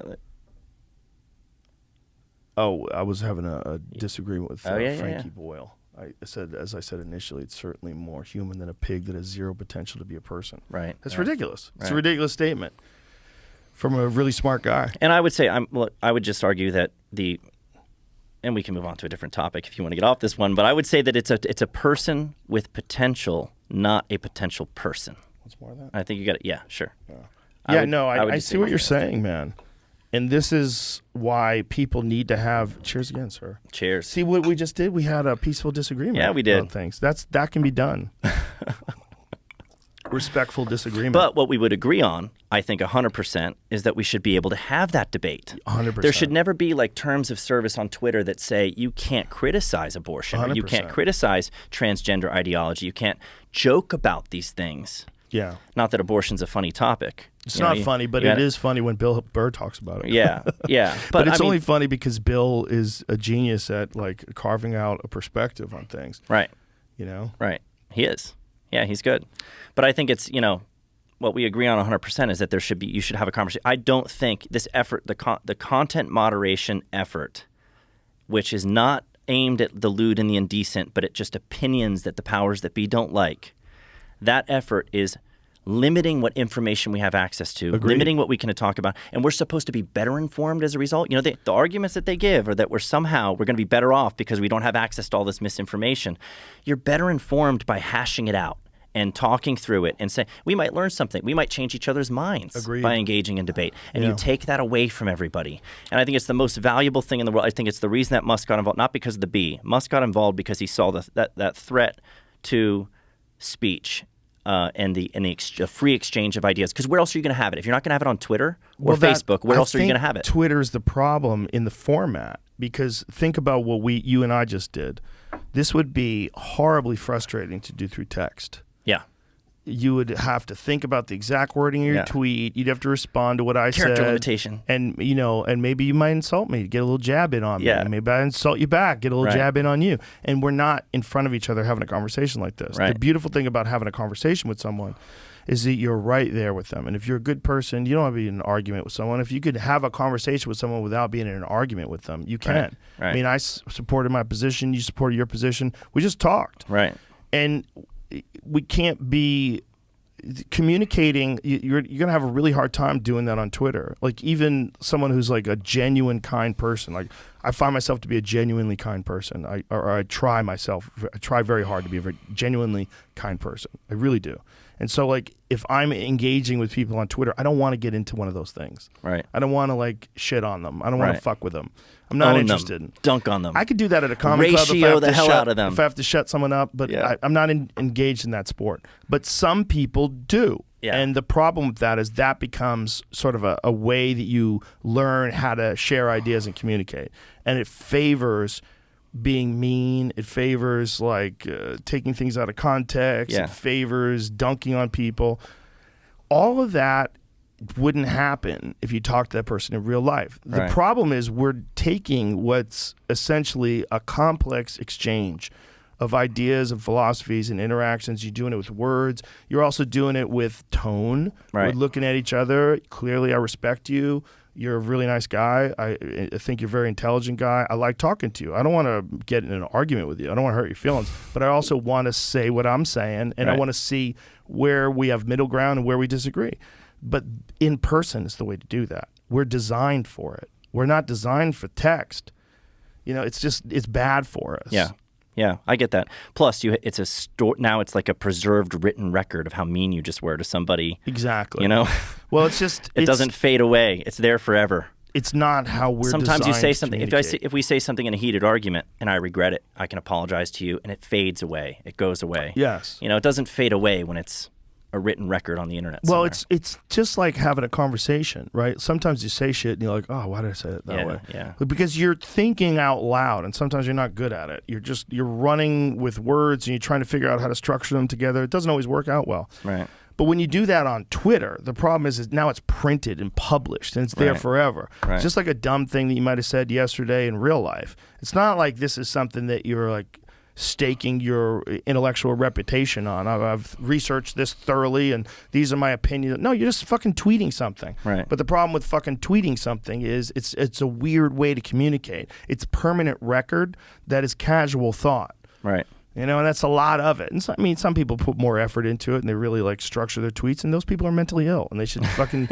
go find actual physical hobbies that real human beings should engage in. You don't spend an hour on each tweet thinking through it? Well, I mean, if you had something important to say, yes, there's nothing wrong with that. My point is that's the problem is people do that all day long. Right. That's their sport. Their sport is like getting in arguments and virtue signaling on Twitter. And I know people who have lost their fucking minds doing that. Right. And I recognize it the same way I recognized when I was in high school. My cousin's friend started selling coke. And I noticed that guy was losing his fucking mind because he's doing coke all the time. Right. It's the same kind of thing. I know people that I'm friends with, and I'll go to their Twitter page, and they're insane now. Yeah. All they're doing is tweeting about the Democrats, pro-Democrat this, they're talking about obscure congressmen in South Dakota. It's Right. wild shit. Right. And their career has completely fallen apart. Like their career has fallen apart. There's very few of them that are really successful that engage in this kind of constant, all day long psycho behavior. Right. It's all people that are like literally flailing. They're mentally ill. And they don't see it that way. They see that somehow they're out there fighting the good fight, like with one tweet at a time. Yeah. It's wild. Yeah. It's madness. I do think that engaging in those forums, if you have something to say on issues that you think are important, rather than keeping it in and holding it to yourself for fear of whatever backlash you might get or getting sucked into an argument, I do think there's benefit to that. It's just, in moderation, right? Not taking it too far. Right. And making it like your thing is like you're on Twitter all day, like debating people or like trying to beat people over the head with whatever your political ideas are or your moral ideas or whatever. But I mean, advancing, trying to, like the Bee, it's interesting. What we do at the Bee, satire itself is like you're on one hand, you're just trying to make people laugh, but you are also trying to make them think. You're trying to engage the ideas of the day, right? Like the satirists, like the way that the way that the Onion defines satire in one of their like encyclopedias or whatever is it's being a smartass while saying it's for a higher purpose, and that's funny. because the satirists will tell you it's for a higher purpose, right? They'll tell you, like, we're trying to, like, speak truth through these jokes. We're trying to, like, tear down bad ideas and address them. And I think that's true. I think there's a benefit to that. I think it's why we want to be in the conversation, is be playing. Like, we don't have a mission statement at the Babylon Bee, but if we did, I would say it's to ridicule bad ideas. Ridicule them. Do you know they deserve mockery? Do you know what a heyoka is? Have you ever heard that term? I do not. It's a Lakota term for a sacred clown. They had a character that was in their tribe that would make fun of everything. He would make fun of the chief. He'd make fun of the best warriors. He'd make fun of the women. He'd make fun of the children. Make fun of everything. That's great. And the tribe had a philosophy that anything that could not be made fun of was bullshit. You had to find the holes in things. And one of the ways you would find the holes in things is to make fun of them. And then that was an important part of the tribe. And they were the sacred clown. Mm-hmm. And that's a heyoka. And that's a satirist. That's the Babylon Bee. That's a good stand-up. That's a lot of comedy. Yeah. A lot of meme comedy is coming from that perspective. Right. They're mocking something that is available to be mocked. There's some things that are not available to be mocked, right? Like a horrific murder of a good person is not available to be mocked, right? We all agree because we don't want that happening, and this is not something we support as a society. But when it gets down to debatable ideas, then you got to find out how mockable is that debatable idea. And when it comes to like Rachel Levine winning Woman of the Year, that's pretty fucking mockable. It's mockable. It's mockable. It's not and just to say funny, it's though. not mockable doesn't, like to say it's hateful to mock it. Right. Like that's a mockable idea. Right. But I also think that there's a moral obligation to mock some of these things. And A moral this is obligation. Moral obligation. How I would say so? the absurd has only become sacred because it hasn't been sufficiently mocked. I think we have crazy ideas that comedians to some extent bear the responsibility for becoming popular because they were too afraid to mock them. They were too afraid they would get canceled. They didn't want to make fun of it. Like kids are so impressionable. Kids don't have like a theological foundation or a philosophical foundation. They can't ward off bad ideas. Like they just absorb whatever you throw at them. But let me stop you there because you're talking stuff. about my tribe now. Yeah. Here's the thing about comedians. We make fun of things we think are funny. Right. So we don't have an obligation to decide that something is funny. And if you say that we have an obligation, like who is our representative that has that obligation? They're individual artists. Some of them are absurdists. Some of them are guys like Zach Galifianakis or like Mitch Hedberg that just write non sequitur jokes. Like they're not responsible for anything. The idea that comedians are responsible for mocking something. Well, if there's a comedian who sees something there and he wants to talk about it on stage, then he's responsible for making it funny, and it's an important subject, and it's something that you can mock. Just do a good job on it. Make sure it works good. That's the responsibility of the individual. But it's not like we have a committee. We're not like a government organization. No. We're not like the FDA. No. We approve bad drugs. Yeah. We're not that. We're a group of artists. But we have an obligation as comedians to be funny. Yes. So when you said, so you were talking to Gina Carano recently, and you talked about how woke shit is the funniest shit. That's what you said. Woke shit's the funniest shit. And we make fun of that stuff. Ridiculous. So ridiculous. It's and somebody's got to make fun of it. I think at a minimum, the comedian has an obligation to be funny and not dance around those things that deserve mockery. And so you can look at it from two perspectives. It's if you want to be funny, you got to go after the stuff that's really funny, and you shouldn't dance around. You shouldn't try to avoid that just to not ruffle feathers. But the key is just whether or not you think it's funny. Right. That's the key. Yeah. Yes. Yeah. It's like some people don't have a joke on something. Like I don't have an abortion joke. Right, but Bill Burr had a great one. Right. I didn't think the idea of it, like it didn't pop into my head as good subject matter. It popped into my head as a problematic human situation. So when I look at comedy, like I have to decide what I want to talk about based on what I think is funny. It can't be any other thing. Now, if I look at something like Rachel Levine winning Woman of the Year and thinking it's hilarious, I would probably do a bit about that, but Chappelle had already done that bit about Caitlyn Jenner winning Woman of the Year and compared it to Eminem, and it was hilarious. It's a brilliant bit. So that subject's dead to me now. Right. So I move on. But that's how we do it. Right. So like if there's a thing that I think is funny and I decide to talk about it on stage, then I agree with you. Then I have an obligation to see it through. So I would put satire in a different category than just generic comedy, just jokes for the sake of jokes. The Onion's thing about, it's being a smart ass and saying it's for a higher purpose. Generally, throughout the history of satire in particular, especially like political satire, right, that's dealing with the issues of the day in the culture, the idea is to, I heard somebody define it as, satire weds wit with moral concern. Okay, so you're looking at what are the social cancers, what are the things that are bad for society, and you're finding a witty way to excise them, to cut them out before the cancer can kill the host, right? Sort of. So, also, so the satire, a lot of times you're just mocking things. You are. Regular A stuff. lot of times you're just mocking the mundane and the silly and the deserving of it. But you're also finding those things that are like dangerous, that are harmful, the social cancers, and you're saying, okay, look, we're not running around. We're not an attacker with a knife trying to stab and hurt somebody. We're more like a surgeon with a scalpel trying to cut out something harmful so healing can happen. And so there is like, the satirist still has like this mission that goes beyond just, I want to make people laugh. And abortion's a great example of this because abortion's not a funny topic.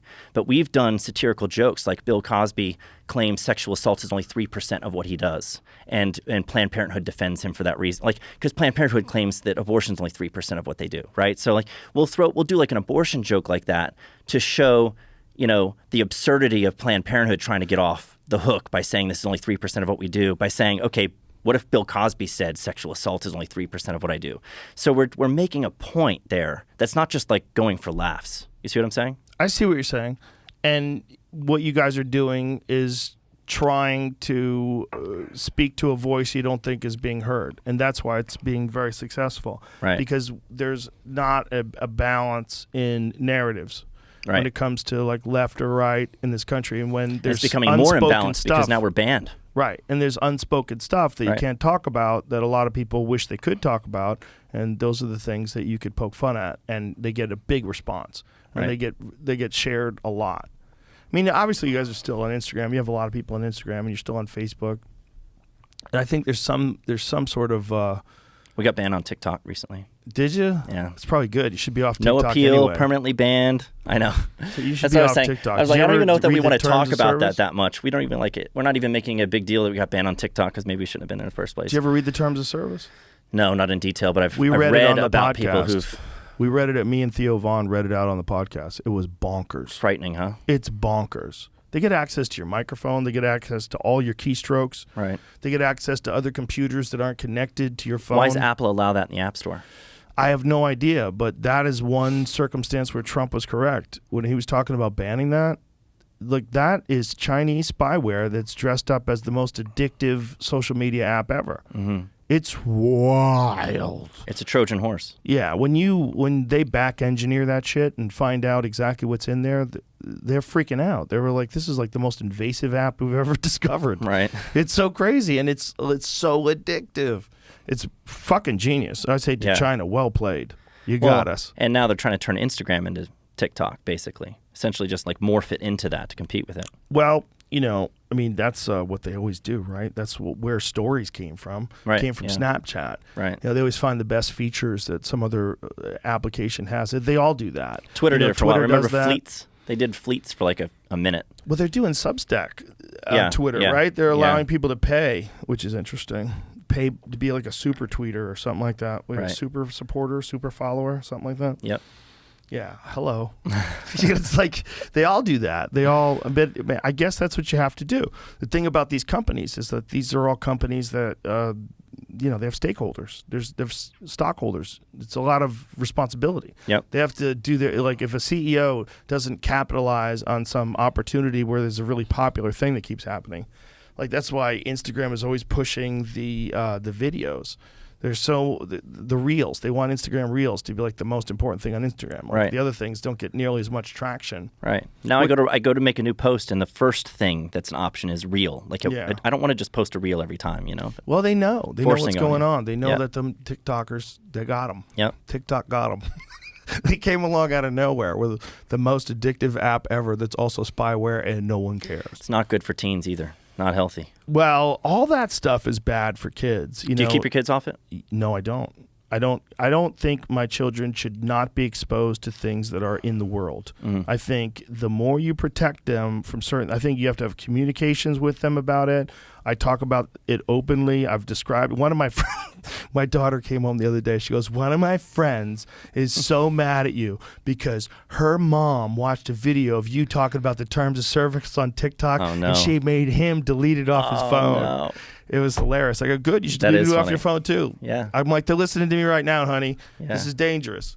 But that's how I deal with it with my kids. I give them the opportunity to make their own decisions. I think it's very important. And I don't think in this world, that keeping your kids off social media, you might think that's good, and it's probably good to regulate it, and it's probably good to have discussions with them. But everyone's on social media. This is a new world. This is keeping kids from listening to rock and roll. That's what this is.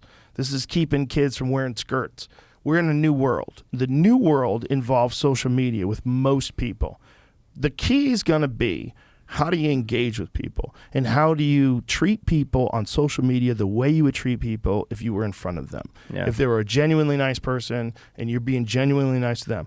We should discourage cuntiness everywhere, including cuntiness in comments, cuntiness on tweets, cuntiness in Facebook. That's not good. And to encourage that kind of communication, that shit is going to come back on you. You're setting a tone, and you see it with so many people that these attack dogs, they develop like a fan base of other attack dogs, and then someone goes after them. Yeah. They go after them. They start attacking them. They start and they hate it. Because everybody hates that. It's a shit way to talk. If you were having a fucking dinner conversation at your house with a couple of buddies, and one guy brought his friend, and his friend is just an insulting asshole. Yeah. He just wants to mock everything you do and shit all over you and talk about shit you did in 7th grade. And you're like, hey, get this fucking guy out of here. Sounds like a good time. He'd be like, get this fucking guy out of here. This guy's rude. That leaves room for mockery. It leaves room for comedy. But I think what we have to be really careful with is we're setting a tone for communication, because most of the communication that people do today, where it's with other folks that they don't know, a lot of people are like, the majority of their communication is on social media. That's crazy. It is scary, though, that teens are like suicidal because of like what they see on social media. I mean, like, I don't think rock and roll ever had that kind of like, letting your kids listen to rock and roll. There was that was a debate at one time, right? But I don't know. Social media has it has the ability to put kids into very unhealthy mental states. That's what they thought about rock and roll. Yeah. It's just the exact same thing they thought when they wouldn't let Elvis shake his pelvis on television. Yeah. It's the same exact thought. They were like, "Oh my God, rock and roll is going to ruin my children." Right. This is the world your children are living in. Your children are young human beings. This is the world they live in. Give them a strong set of morals and ethics. Show them by the way you talk to people, by the way you behave, that you're kind and thoughtful. Show them that you work hard, that you have discipline, and that you admit your faults, and that you're always trying to do better. Show them that. Right. Show them that, and they can apply that to all things in life. But That's crucial. to try to pretend that we should all live in a world that is completely alien to the world that we currently live in seems to me to be ridiculous. That doesn't mean you should be on like Chinese spyware. Right. I don't think you should, but if my kids want to do that, that's what they're going to fucking do. Right. Because they enjoy the fun of doing TikToks and shit. There's a real world that we live in, and that real world is fucking complicated. I think the most important thing is to let your kids understand that this shit is complicated. Yeah. Let them understand that there's a lot of games afoot. There's a lot of things going on. There's moving pieces. Yeah. There's a lot of narratives that are being projected that aren't accurate, and they do it on purpose. And these are people that are in the fucking highest echelons of media. Right. And they're putting out lies and nonsense. They're acting as propagandists for the state. They're doing what administrations want them to do versus what their journalistic ethics should compel them to do. And this is happening left and right. And we know that 75% of all advertisements on television are pharmaceutical companies. Right. That's fucking wild. Right. That's wild. That the vast majority of what people see on television has to be in line with the hugest advertising budget that the world has ever known. That's some wild shit right there. And It then is. that's the pharmaceutical companies? Really? And we're all cool with that. Equipping kids, though, to deal with this stuff, I absolutely agree with you. I totally agree with you. And I think and it also goes back to the point about mockery. I think that kids should see you modeling good behavior. They should also see you mocking ideas that deserve to be mocked. Yeah. Because well, otherwise they're going to take those ideas seriously. They're going to think that there is such a thing as a transgender 3-year-old, just because the boy picked up a Barbie for 2 seconds. Well, there's so many stories of people who were, when they were younger, thought they were a boy, and then they grew up and just became a tomboy, and then became a regular woman. And they're like, "Oh, what if I had lived today?" Oh, and what a crazy time for gays and lesbians, like lesbian women who are a little bit more masculine in how they dress and how they feel, but they don't identify as male. You know, they're attracted to women. They are themselves women. They identify as women, but they're not like girly. How crazy and so is just that term it doesn't that mean you that just they're. said? What's They that? identify as women. That's like a normal term now. Yeah. Isn't that wild? What is a woman, Joe? What is a woman? That documentary was fantastic. It was. It's really good. It's really good. I would encourage everybody on the left, on the right, in the center, libertarians, watch that documentary. What is a woman? It's very interesting because he does the best job I've ever seen of having like a poker face through the entire thing. Yeah. He's just asking Very dry, questions. asking questions, not being not challenging adversarial. them at all. Yeah. And he's letting them go wild. And you notice how like there's a couple of conversations in that documentary too where they were just questions, just simply questioning what is true, like what do you believe and why do you believe it, like what's the truth here, and it actually got people irritated to the point where they wanted to kick him out of their office. Oh yeah. And I'm like, this is what this is how you react like when you've spent your entire life and your current job is to suppress the truth. The mere question about what is true is enough to upset you. Yeah. That's crazy. That one and he wasn't being politician, adversarial. The one politician that ended the conversation quickly. Shut it down, yeah. It's like, Yeah. I don't remember what his question was, but it was pretty innocuous. Yeah. It wasn't like sniping question. It Right. wasn't. There was nothing nasty about it. It was just asking questions. Like you should be able to have answers to those questions. You should be able to have answers to those questions to people who agree with you. Right. And you should have you if you hold that idea in your head, and you're a politician, and you might actually vote on these things, and you might have to actually have a say on these things, and you might be able to promote these ideas. You should tell me what you think about everything, about crosswalks. I want to know what you think about stop signs. I want to know what you think about everything. You should be able to tell me if this is something that you have an actual. You're a professional politician. You're supposed to have a fucking opinion on these very important issues. So this is an important issue, and somebody brings it up, and maybe they oppose you. You can't talk to someone who opposes you. Right. That's preposterous. Right. You have to be able to. But that should just immediately disqualify you from being a politician. Someone should just say, whoa, whoa, whoa. You can't say we're not going to talk about this. If you wanted to talk, and then this comes up, and you don't want to talk about this, I'm that's interested crazy. what you think about the question that I get all the time. This, isn't your job easier now because this is such a target-rich environment? Like there's so much, like we can't even decide what a woman is. Like a Supreme Court justice nominee was asked what is a woman, and she is a woman, by the way, and she refused to answer that and said, "I'm not a biologist." It's like this kind of you can't make it up. You can't make it up. Right. And we're doing satire and comedy. And I think, in my opinion, like when people say it's a target-rich environment, yeah, of course, some of these things are easy to make fun of. Biden's easy to make fun of. A lot of these things are easy to make fun of. But like, you could literally just publish what he says verbatim, and it's funny. It's hard to exaggerate. It's a Mike Judge movie. Yeah, it really is. It's like Idiocracy. It's making comedy harder. I don't know if you've seen. Did you see the spreadsheet that I shared that has our 70? It's now 76 jokes we made that came true. No, should pull that up. Yeah, we tell. I don't even know. It was on my. That's got to be somewhere. It's on my Twitter. I don't know how to direct link. It was a Google sheet that I shared. Jamie is the wizard of Google. He will find it. 76 jokes we've made that have come true, and it's things like Gavin Newsom named U-Haul salesperson of the year, and then Fox News puts out a story that like U-Haul's running out of trucks so fast because people are fleeing for Texas that they can't keep up with the demand, And so it's like... But you did this way before we it did actually it a month happened. Before they actually published it. There you go. That was quick. So the left column is the joke, and then the right column is a real story. Let's see what they are. You can't zoom anymore from here? There we go. Blind boy needs. Whoa, that's huge. Whoa, look at those pop-up windows. They fucking occupy everything. Okay, scroll up a little so I can read this. There we go. Oh, it just keeps going. Oh. What is going on with these pop-up windows, you fucks? So, make that a little lower. A little smaller, rather. There we go. So New York Times praises Soviet Union for unprecedented gender equality in labor camps. Click on that. How is that? How are you? Well, that's our article, and then the Right. real story is like over in the right column.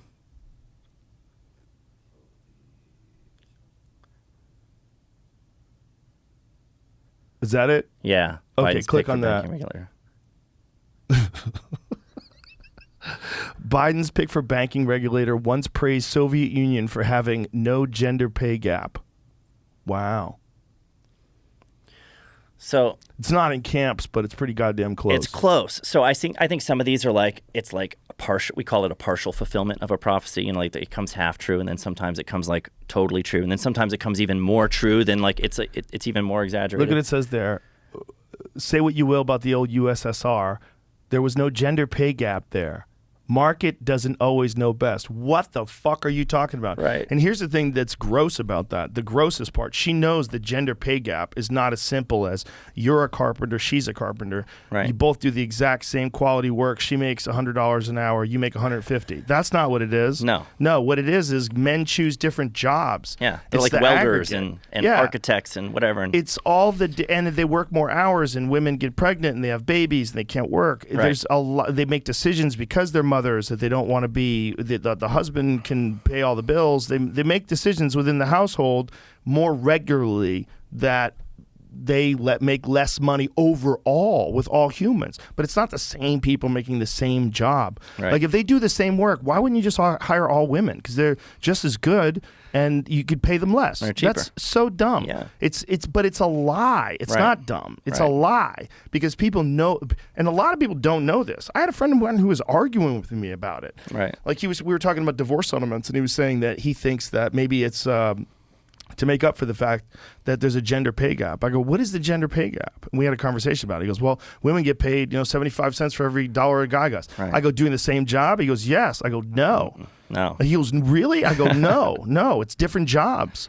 Right. That's what it is. Now, if you can say that there's some sort of a gender bias within those jobs. By the way, I would call that harmful misinformation. You know why that's harmful? Look at all the resentment it creates. Yes. Look at all the strife. Look at all the division it creates. You end up with a political divide. You end up with people like acting like they're getting the short end of the stick and thinking of themselves as a victim when they're not.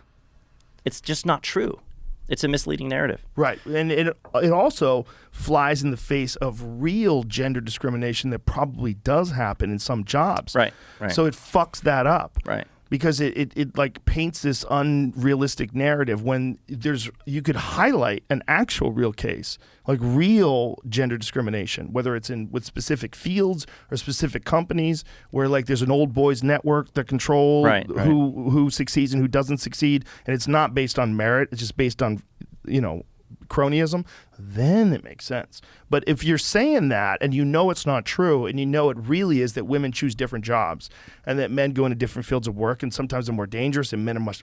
Jordan Peterson talks about this so eloquently. Yeah. That men are more likely to die, they're more likely to get murdered, they're more likely to commit suicide. There's more of them in prison. Yeah. It just goes on and on and on. But that this in specifically when it comes Right. to work, Right. that they get killed at work more Right. often.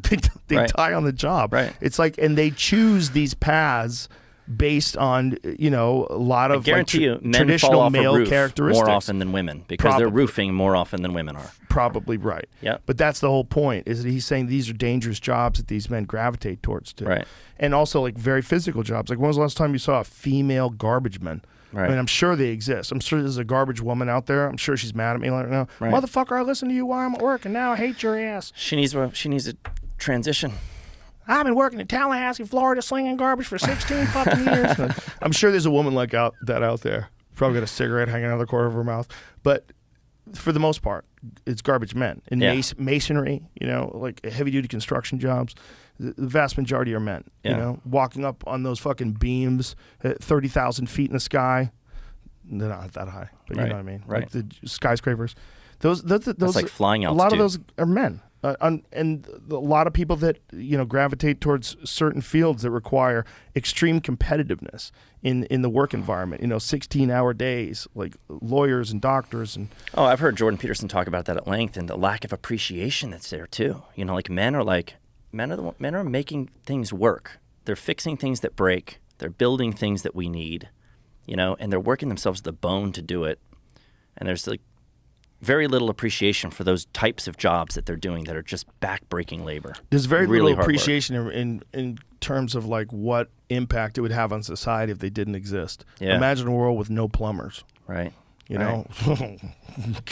Bro. Right. Imagine a world with no electricians. You have no idea what the fuck is going on in that box. Right. You got to call a guy. Right. Imagine a world with no carpenters. How do we make a house? We have to make our own house? What? Yeah. No framers? What? No cement guy? I got to figure out how to mix cement? What the fuck is I got to run a toilet line? No, we're going to make an outhouse. Right. We're going to shit in a hole in the ground. I'm going to keep go moving downhill it every fast. 6 months. Yeah, go down real quick. Yeah. But, that's like teachers, right? Teachers are one of the most important parts of a child's development is the education they're exposed to when they're a child. But we don't think about that as it being that valuable. We don't pay them very much. We treat them like shit. Right. They're it's not a great job in terms of the financial reward. It's not very celebrated. We only think about them when they suck. We're only mad at them when they do something wrong. Yep. Teachers are responsible. I've had a lot Same of with bad law teachers. enforcement, by the way. Abso-fucking-lutely. I'm I'm the opinion that most cops are good people. That's why most interactions that people have with cops, I think cops are representative of human beings, and most human beings are good people. Most. The vast majority. That's why you can go to the mall. Right. That's why for the most part, without mass shootings, right. You can go to dinner at a restaurant. You can go because most of the time, people are great. Mm-hmm. Most of the time, even when they have disagreements, it's rare, unless you're hanging out in the wrong bars. Right. But most of the time, people are great, and I think that's the case with everything. I really do. Agree with that. I think that's the case with most things in life. Do you think, though, going back to that, our jokes keep coming true and all of this nonsense, do you think comedy's harder now or easier? Is it a target-rich environment that's easier to make fun of, or do you think it's more challenging? Well, you're going to get criticized more, but that's part of the job. This idea that comedy's under attack, it means it's just people's opinions. They're expressing their opinions on something. They think you suck, or they think you're rude, or they think this and that. They're allowed to have opinions. The problem is not that. The problem is when you want to suppress a person's ability to say something that you would criticize. That's where our problem lies. Our problem doesn't lie in criticism of comedy. I think that's important. I think criticism in everything, and you might agree with it, you might disagree with it. You might think that criticism is ridiculous. It's completely out of context. You're taking it out of line. This is not what he's saying, and this is really what they're saying. Or you could say, you could look at it and say, I agree. It's valid. I think that joke sucks. I think that comedian's mean. You're allowed to think that too. Yeah. That's a part of being a person. There's certain people that are so goddamn sensitive, they believe in microaggressions. The slightest little look that someone can give you is, she's microaggressing me at work. And you could go to your fucking human resources person and make a formal complaint that someone's enacting microaggressions on you. There's where the debate lies. Is it better for society? Is it healthier is it better for that person if we mock that or if we coddle it? Do we mock it or do we coddle it? Microaggressions are the best example. It's not that to coddle. If you say something really fucking dumb to a guy at the office, he should be able to go, okay, and just walk away. Right. That should be his right. And if you want to go to human resources and say that, you're going through a simulated pregnancy and he didn't support you, and you were telling him about how you're in the, third trimester of your simulated pregnancy, and he's like, okay, and he just walks away, and you've got a beard, and you have blue hair, and your name is Alice now, and for the last 6 months you've been Alice, and you've been pregnant. What am I supposed to do? Right. You tell me what I'm supposed to do there. I can't go, okay. Yeah. If you tell me that you're a fucking psychic, and that you're an intuitive, and that you're tuned into the world, you're an empath, and you're telling me all this, and you're getting together with a bunch of people that don't believe in possessions, and they're all polyamorous, and I go, okay, and I walk away. It's the same goddamn thing. You're saying something that's outside of the norm. You're talking cuckoo talk. You'd have so many people who would argue with you and say that you have a moral obligation to affirm. Affirm. It's the right thing to do. It's the compassionate thing to do. It's the loving thing to do is affirm. It's compelled speech. Yeah. Compelled speech is always dangerous. Yeah. It's always dangerous. It is akin to. I mean, that's the problem with some people have like the Pledge of Allegiance. They think that's compelled speech, but I think that's patriotism. And I think, with a good Pledge of Allegiance and a good idea of what we represent as a person, it's like a mantra that we can chant. I could see their argument, though. But I think that some the proponents of compelled speech only want their side to win.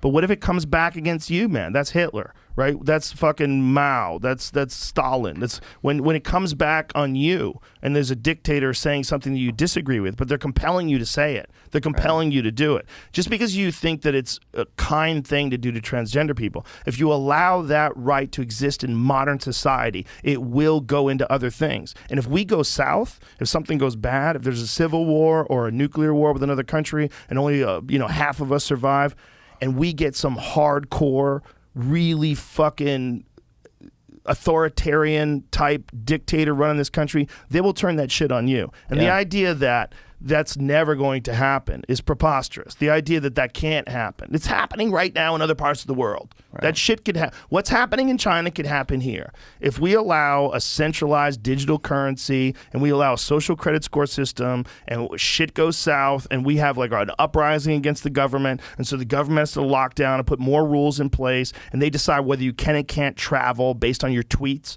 that shit could happen right here. Yeah. And the same sort of compelled speech that you would think would be compassionate towards causes that you support. The problem with that is that could be applied to almost anything. Right. And in worst case scenario circumstances, which is what we always have to think about. And if you set a worst case scenario precedent for it being okay for the powers that be to enforce those rules, then what if the powers change? And suddenly it's somebody who disagrees with you. Or this is the problem that the left has. The left is redefining things every moment. The goalposts are shifting. The goalposts are always shifting for like what's acceptable and what's not. Conservatives tend to conserve, right? At least that's what they should be doing is preserving what they believe is true and good, right? But the left also is going after what they think is true and good, but it's a moving target all the time.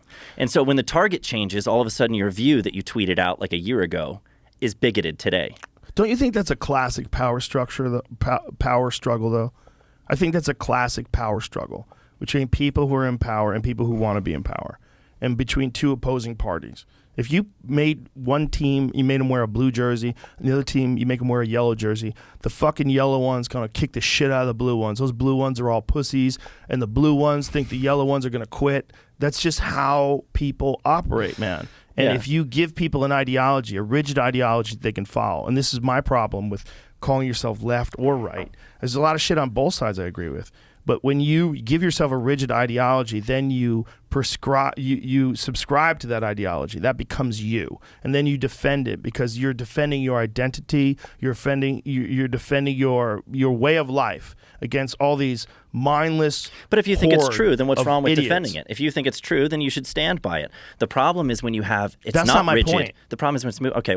My point is that people just do this. Right. They just do this. They just decide I'm a conservative Christian. I'm an atheist liberal. People just decide things. Yeah. And then they find ideas within there that they can sort of espouse, and they can get. And the more you do it, the more you get love from your community, and the more it kind of rationally makes sense to you, and the more you vehemently oppose to anything that's opposed to that, right, and the more I'm the sworn enemy of the GOP. You dig and everybody's like, yeah. yay, and you got a rainbow on your Twitter flag. Yay, you're doing a great job. You're doing the right thing. You're getting all the right.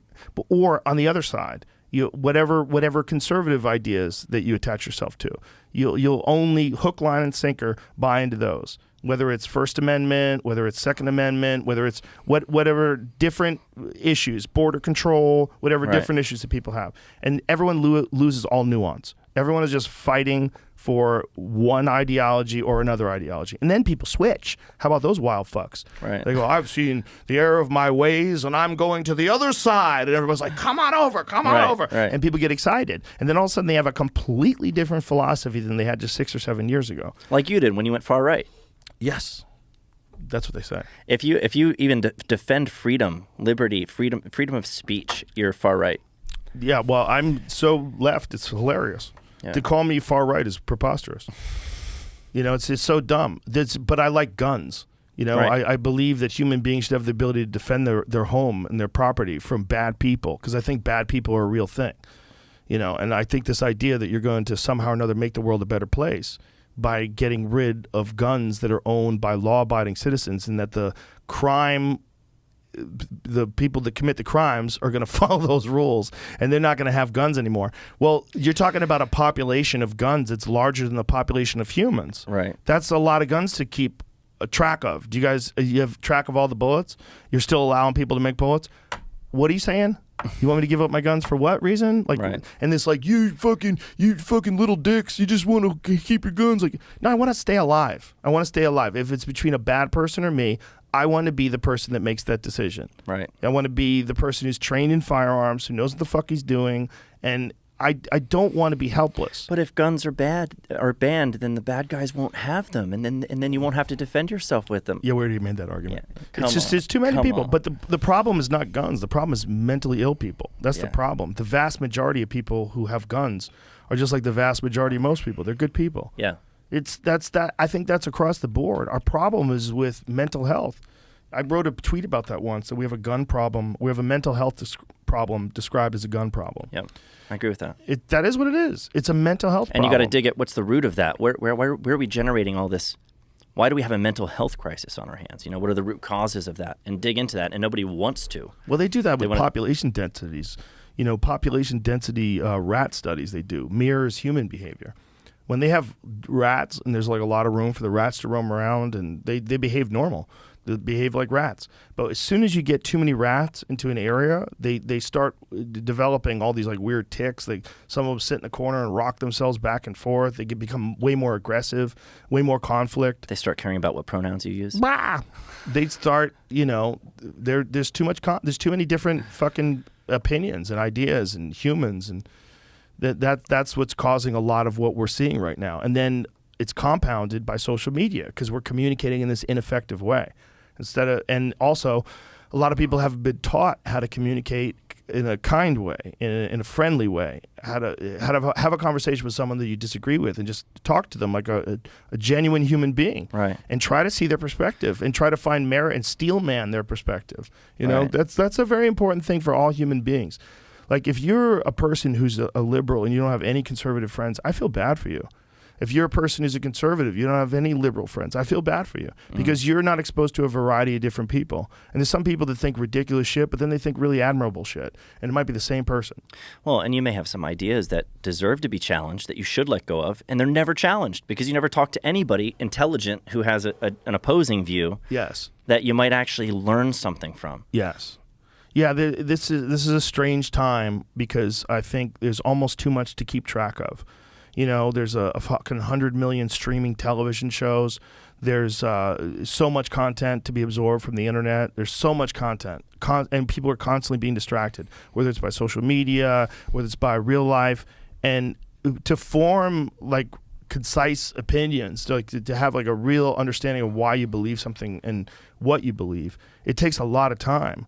And it takes these kind of conversations. And the way we have this conversation, like you and I, put our phones off, sit across each other and talk. And it's weird because we're doing it for a podcast, it's like a way that we probably wouldn't do in real life.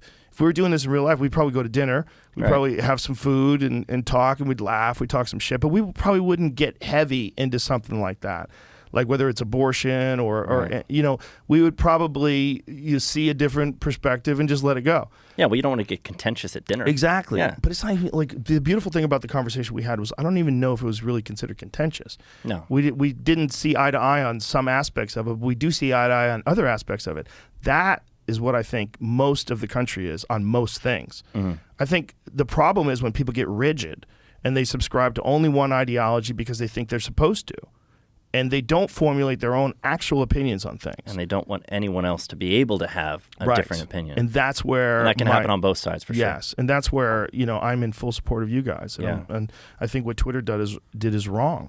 I really do. I think it's bad for them too. It's bad for their reputation. It's bad for goodwill. You know, I think allowing conservative people to talk and joke around about stuff is just as important as allowing progressive people to make Trump memes. Mm-hmm. I mean, how many fucking hilarious comedy shit was made about Trump? You know, it was great stuff. You know, let me tell you, one of my favorite joke actually on that sheet that we were looking at for a moment was a Trump joke. We did a joke about Trump in 2019 about how it said Trump, and it was quoting him, "I have done more for Christianity than Jesus himself." And it's just like, you know, we're stuffing words in his mouth that he's never said. We're hilarious. We're playing off his ego. You know, he's claiming to have done more for Christianity than Jesus himself. Didn't he say nobody loves the Bible more than me? Probably, yeah. Didn't he? And say that? so didn't me and Whitney Cummings go over these things? But I mean, it was probably in the context of him saying that we made this joke. Who knows? But anyway, this goes viral, right? And people on the left are sharing it like crazy because they want to believe that he really said something like this. They're just eating it up. And so it goes mega viral. It's shared millions of times. So Snopes gets involved and they fact check it and they rate it false. So like, Trump never said this. He did not claim to do more for Christianity than Jesus himself. Then you fast forward to 2021 and he calls into some radio show and he tells the host of this radio show that I've done more for Christianity and religion in general than any other person in history. Oh my God. That's so amazing. 2 years later, 3 years later, he's literally, and he took it a step further. No! Because he didn't say, I've done more. Our joke was he done more for Christianity than Jesus. He actually said he's done more for Christianity and religion and all religions than any other person in history. He took it a step further. So, I mean, I think it's a funny example for a couple of reasons. I mean, it got fact-checked. You know, it was us making fun of Trump. You know, we're always accused of being like, and I'm sure you're probably accused of being like a Trump supporter, even though you're like, you know, everybody, if you disagree with them on anything, they'll label you far right. They'll label you, they'll put you in Trump's camp, and there's no escaping that. You know, you're aligned with him. Right. And we make these jokes about him, and they don't even realize we're joking about him because they think it's true. And then it comes true. It's just unbelievable. Well, The Onion made a joke about Bernie Sanders supporting or accepting my endorsement, that he shouldn't have done that because he shouldn't want to win. Something it was way better than what I just said. Yeah. I forget how it went, but it was hilarious. Yeah. Because like that was the first thing that I was canceled for, was like saying I support Bernie Sanders. Right. And I'm like, how can you call me a Trump supporter when you say I support Bernie Sanders? Like, Right. that's the dumbest fucking comparison Yeah, ever. they're a little it bit doesn't different. make any sense. They're a little I different. supported Bernie's idea about taking a little bit of stock speculation, taking a small percentage of that and using it for healthcare and student loans and all that shit and public education. I'm like, that would be a brilliant idea. It's a brilliant idea because it's a fraction of a penny from each transaction. Yeah. It's amazing. It's a great idea. And he said it would generate an immense amount of money. It wouldn't have an overall effect on the economy, he didn't believe. I don't know if he's correct because I'm not an economist. I'd love to talk to an economist that would tell me that it's bullshit, but it was a fascinating idea. That's what I supported. I'm like, that seems like a good idea because in a lot of ways, I'm kind of a diehard hippie. Yeah. Like, I really think that we could all get along together and do better. But I'm also a realist when it comes to human nature and discipline and people's, willingness to cave into bad ideas and to self-loathing and to, and that's why I tell people, like, it seems like it seems like a trivial thing to exercise. But I'm like, it's one of the most important things you're ever going to do because it's hard to do. And you need more hard physical things to do in your life. Everybody does. It keeps you robust. It keeps your mind working well. Resilient. It keeps you resilient. But more importantly than that, it's great for your mental health. Because if you do something really fucking hard, look, it could be a 90-minute yoga class, a hot yoga class. Those are the best. If you do that, that's so fucking hard to do that the rest of your life will seem easier. Right. And that's what it's all about with people. If you think about people that come from like a really bad childhood and they have this incredible willpower, where the fuck do you think they got that from? They got that from being beaten down. Right. And if you can do that to yourself. Those things, it applies to yourself. And there's too many sedentary people in this country. And those people are upset by almost everything because their body is awash with fucking chemicals and hormones and corn syrup. They don't know what the fuck they are. They have no real foundation for who they are as a human. They don't understand their human potential. They've never pushed themselves past the boundary of where their inner bitch wanted them to quit. That's important for you. It's important for human beings, for all human beings. But you can't force that on anybody. You can't force anyone to do that. No, but you can encourage people to do it. Right. You can incentivize it. You could tell, incentivize it how? I don't know. I mean, not like with. I'm not saying like I offer a disincentive that would be like a penalty if you don't do it, but incentivize it positively somehow. Yeah, I mean, a lot of workplaces are trying to incentivize getting healthy. That's a good. You know, move. they'll give you some kind of benefit for like if you work out, if you use the gym. You know, And then the people that don't work out Right. will claim discrimination. Yeah, Like yeah. you're fat shaming me. I have a hormone problem. Yeah, you How's- probably do have a hormone problem if you fucking eat terrible food and get to be 600 pounds. You're going to have a hormone problem. You're going to have Terrible a lot of hormone problems. problem, yeah. Your whole body's dying. cholesterol problem. Yeah, you got a lot of issues. How stupid though that you mentioned that was like the initial cancel attempt on you because you voted for Bernie Sanders or you endorsed him, right? It's like imagine going to a comedy show and you see there's a comedian that's on and you've heard of him and it's supposed to be a funny show, so you go to buy tickets and then you ask you want to know first off, wait a minute, who did this guy vote for? Like, how's that relevant to whether or not you're going to enjoy the show? I want people to ask that Who question. Who cares? No, it's important. Because if you want that answer, I don't want you showing up. Right. I want that. Ask that question, please. Ask who I voted for. I know, but it's just the stupidest question. It's a great Weed question. those people out, I guess. Yeah, Yeah, but yeah. I mean, what a stupid thing to be like, what, you're not going to laugh at his jokes if he voted for someone that you don't like? Exactly. I mean, his jokes are funny or not, you know? Yes, exactly. They stand on their own. They're funny or not. And that is what we're supposed to be doing. Right. And this... who do you support? I don't want to support who you support. That was one of the crazy things after Biden won, where people were calling for blacklists of people who supported Trump, people who publicly endorsed Trump or talked about Trump. They were talking about making them unhireable. I'm like, do you know how crazy that is? Accountability Project, they called it, or something like that. But you know how crazy that is to do to fellow Americans, like to try to remove their livelihood. You're coercing them into, that's a disincentive. You're penalizing them for not It's also going along with what where you do you want. think this is going? You think the children are going to suffer? The person's going to lose their job? What if they become homeless? Like what is going to happen? Right. What kind of a physical abuse is going to happen to these people? What horrible things are you enacting on people that are in the range, like a part of that person?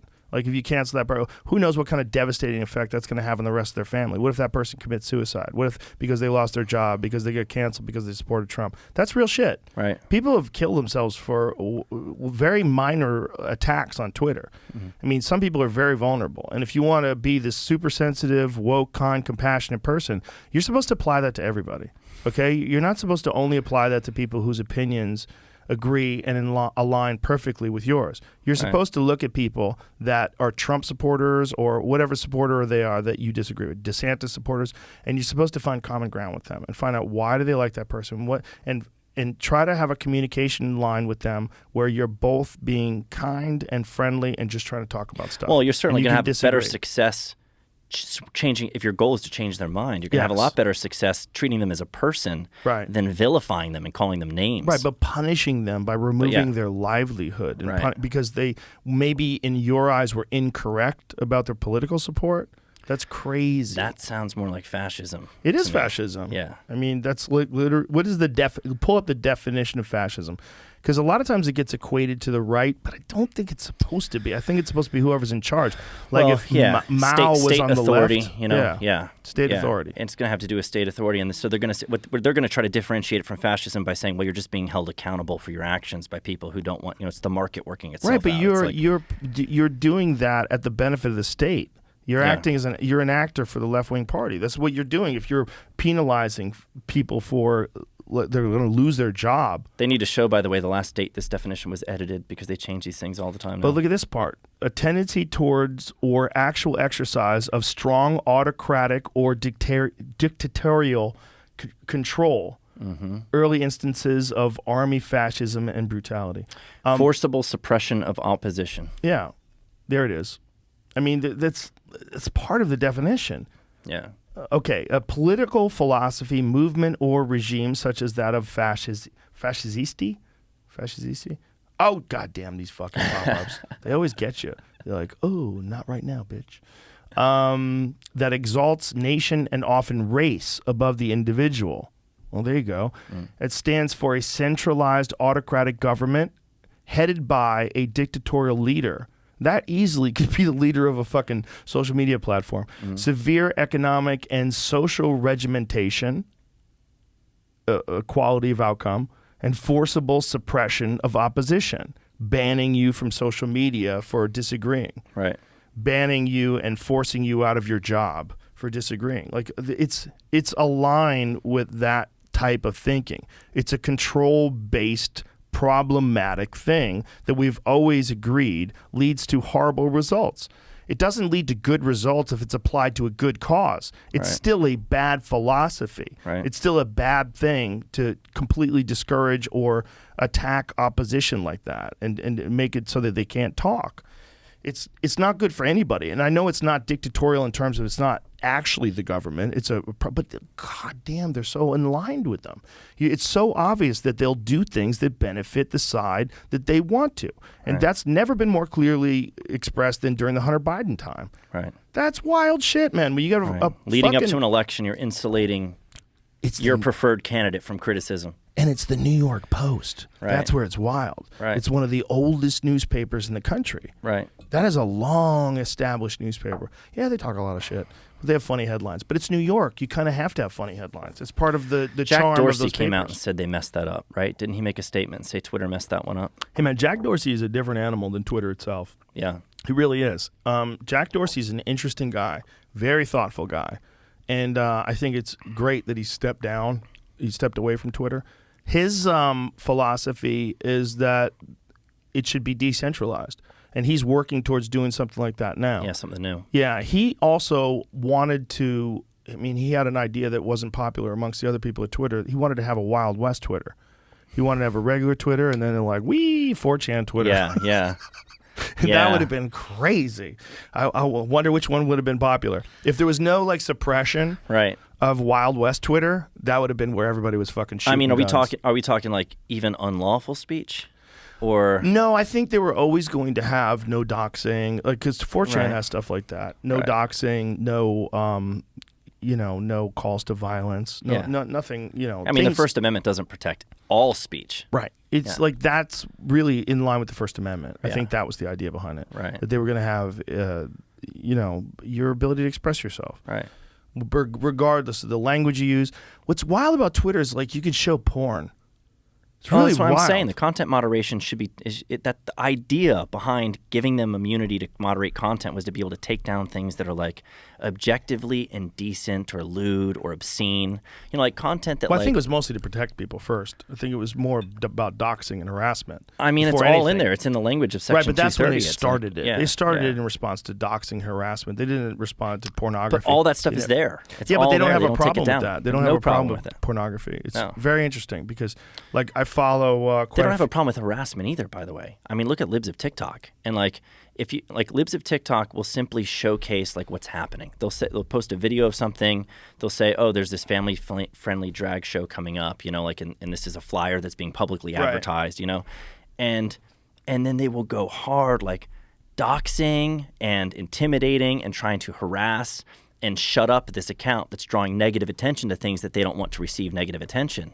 It's like they're doing what they say you shouldn't be allowed to do, but it's justified when they do it because they don't like the activity or the speech of the person that's saying it. The thing about libs of TikTok is people look at it and then they make this defense. And this defense is this is not indicative of the greater whole of educators or of liberals. You found an egregious example of a far left loon, and everybody is now going to attack everyone in that group.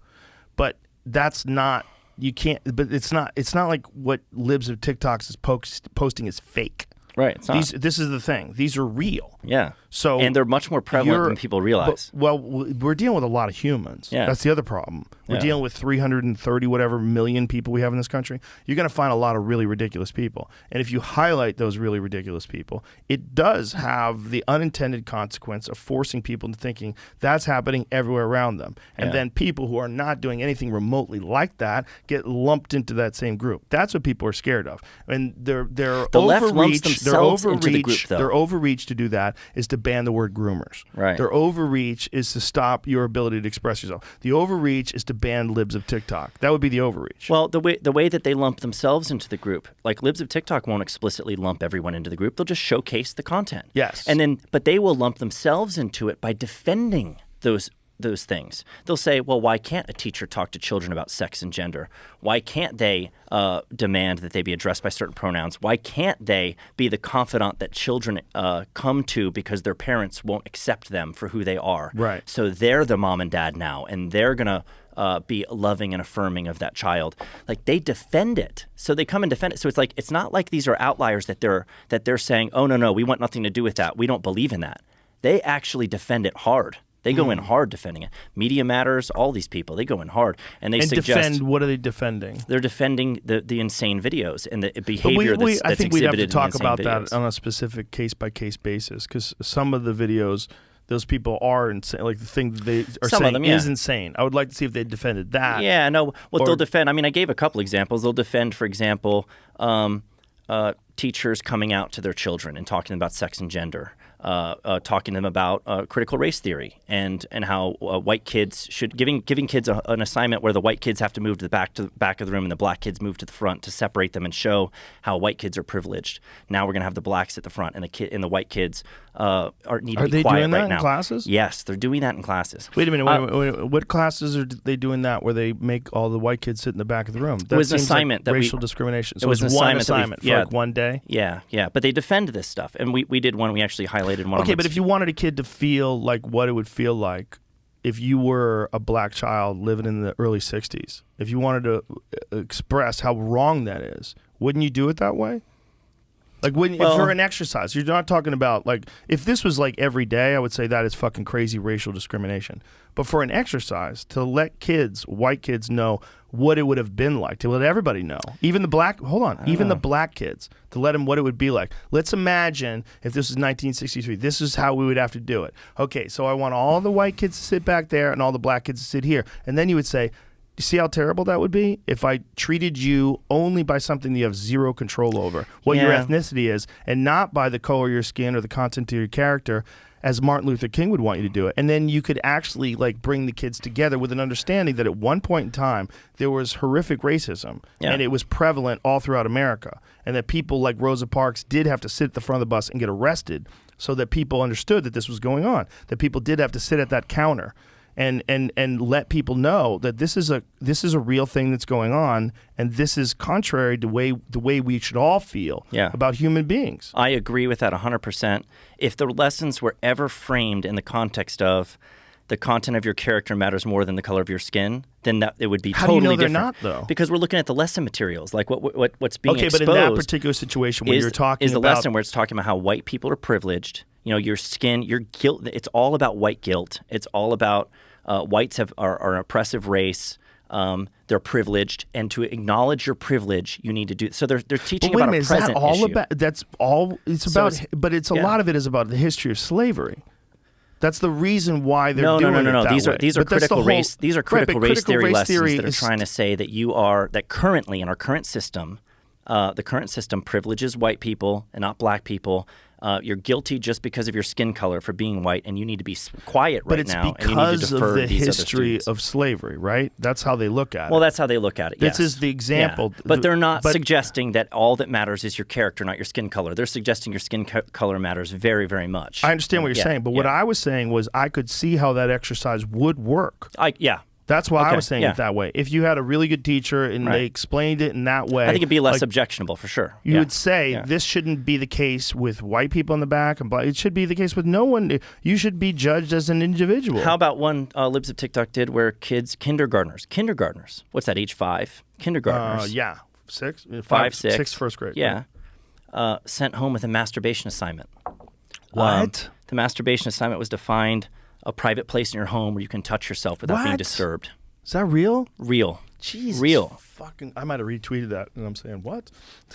Masturbation assignment for kindergartners. I mean, this kind of stuff, it's like... Shocked, but not, because I did read this one thing where they were talking about kids that were preteens, and they were describing, like, different ways that people have sex. And I'm like, I just don't necessarily think that's your place. And I don't... It's a complex thing that I don't necessarily want taught by someone who I don't even know. I don't know what you're like. I don't know how are you going to say this?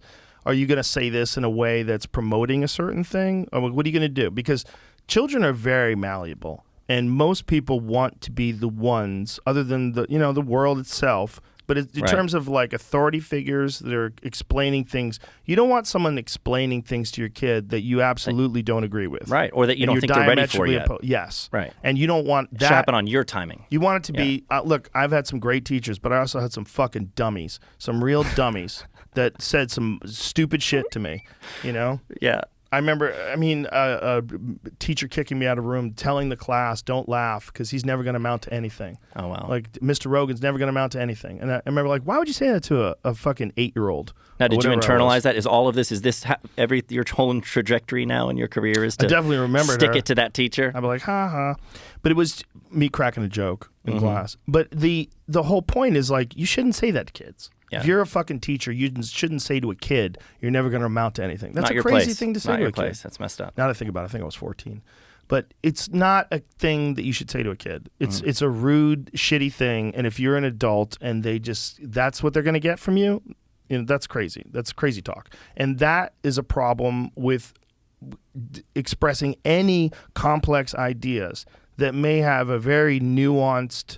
There's nuance to all of those conversations, and you might not want this person who's not that bright, not that good at expressing themselves, and very biased to explain something to your kid that's going to cause an argument at home. Because Right. then the kid's going to bring something up, and you're like, "Where did you hear this from?" Or to tell your kid that, you know what, you don't have to confide in your parents about this. Don't tell your Right. parents about this. Come to me about these issues. That's where shit gets crazy. That is grooming behavior, and you can't even call it that anymore. But Well, it is. I mean, it's- that follows right in the definition of it. You're most certainly tutoring someone towards your perspective. Yeah. You're most certainly Well, and you're positioning influencing yourself them. as a mentor and confidant. Right. You know, somebody that they can trust more than their own parents. Yes, and maybe their parents are dicks, right? Right. So maybe you can get a leg up on the parents. They like you even more than the parents. It's just it's a weird thing because children are so influenced. They're so easily influenced by their environment. Children are so malleable. Right. Dependent upon the area they grow up in, they'll have different personalities or different accents, rather. They'll have different things that they gravitate towards, different sports because the community enjoys them. Kids are so goddamn malleable with almost everything. They're Well, and that's malleable why with I think religion. that's why this transgender craze, and it is a craze, it's legitimately a craze. The numbers are off the charts with all these young people that are now identifying as either non-binary or some other gender. That's Abigail Schreier's and it's position on it. just gone off the charts. And Bill Maher was talking about this actually recently, where he's like, "What are all these kids? All of a sudden, they're born in the wrong body." Right. You know, is it really that we're just more accepting now, and that's why, or are we actually influencing kids in this direction? Well, the idea that we're not influencing kids is ridiculous because we influence them with everything. You Yeah. know, I mean, this is one of the arguments about violent movies, right, or violent video games. We're influencing kids.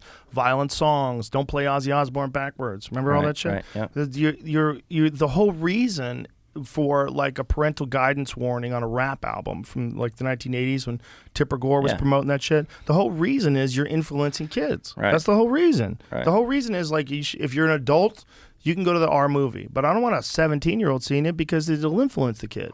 It'll fuck with you. You can go to R movies at 17. Oh, is it 16? 16 you can. 16?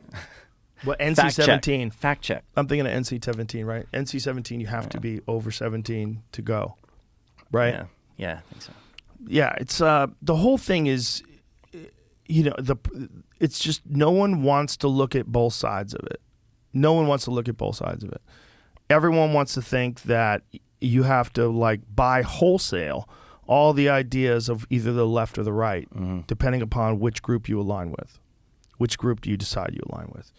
That's where it gets weird with people. Because if you're like a progressive, open-minded, compassionate person, and then you watch two professors having a conversation about kids under 13 should be forced to have sex because we force them to do a lot of other things. We force them to clean their room. They do a lot of things they don't do. Why shouldn't we force them to have sex? Like, that's a real conversation I saw on That's Libs wild. and TikTok. That's Yeah. fucking wild that they're trying to make an intellectual argument Right. about whether or not children should be forced to have sex Right. and about how they've been that way throughout human history. Yeah. Like this arbitrary age that we put on people. I think it should concern us more than anything else, this effort to stamp out not just the dissent, not just the different opinions, but the jokes. It's the jokes. You know, like the fact that we can't joke about this stuff is really disconcerting. And I know you can. I mean, your show is it's the censorship from these platforms that are hosting your content that you put them onto, and the control that they're exerting over these conversations. I think our ability to be able to laugh at these things that deserve to be laughed at, it's so vitally important for the health of society that we not stop that and shut that down. I agree. I think it's super important. I couldn't agree more. It's very important, whether you agree with those people or not. Yeah. You gotta have discussions. Oh, I mean, both sides deserve more mockery than they're currently receiving. Yes. Both sides deserve more. We need more Babylon Bees. We need more of them. There should be more entering the space and feeling free to say what they want to say, rather than everyone learning that, if you follow in the Babylon Bees footsteps, you're going to get shut up. And I'm glad you guys mocked Trump, because if you didn't mock Trump, if you didn't mock some of the more ridiculous shit that guy says, it's like we mock everybody. I mean, he's well open for it, just as Biden is well open for it. If you stop people from mocking Biden being old as being ageist, you're out of your fucking mind. Right. He's the leader of the goddamn free world, and he's shaking hands with ghosts. Right. Like, this is wild. This is wild shit we're seeing in real time. Yeah. And if you tell me that's off the table, you're out of your mind. You're out of your mind. Oh, you're a MAGA supporter if you talk about those things. Oh, really? How about you just see in reality? This is fucking crazy. If you see one of them Kamala Harris speeches, which is like, time is the passage of time based on seconds and then minutes. The significance of the passage of time. Significance in one day. If you don't mock that, you're not paying attention. Her comments she doing just made about the space telescope that we put out there. She was like, I had a very intellectual response to these images when I first saw them, and it was, wow. An intellectual response she had, and it was, I think she's probably joking.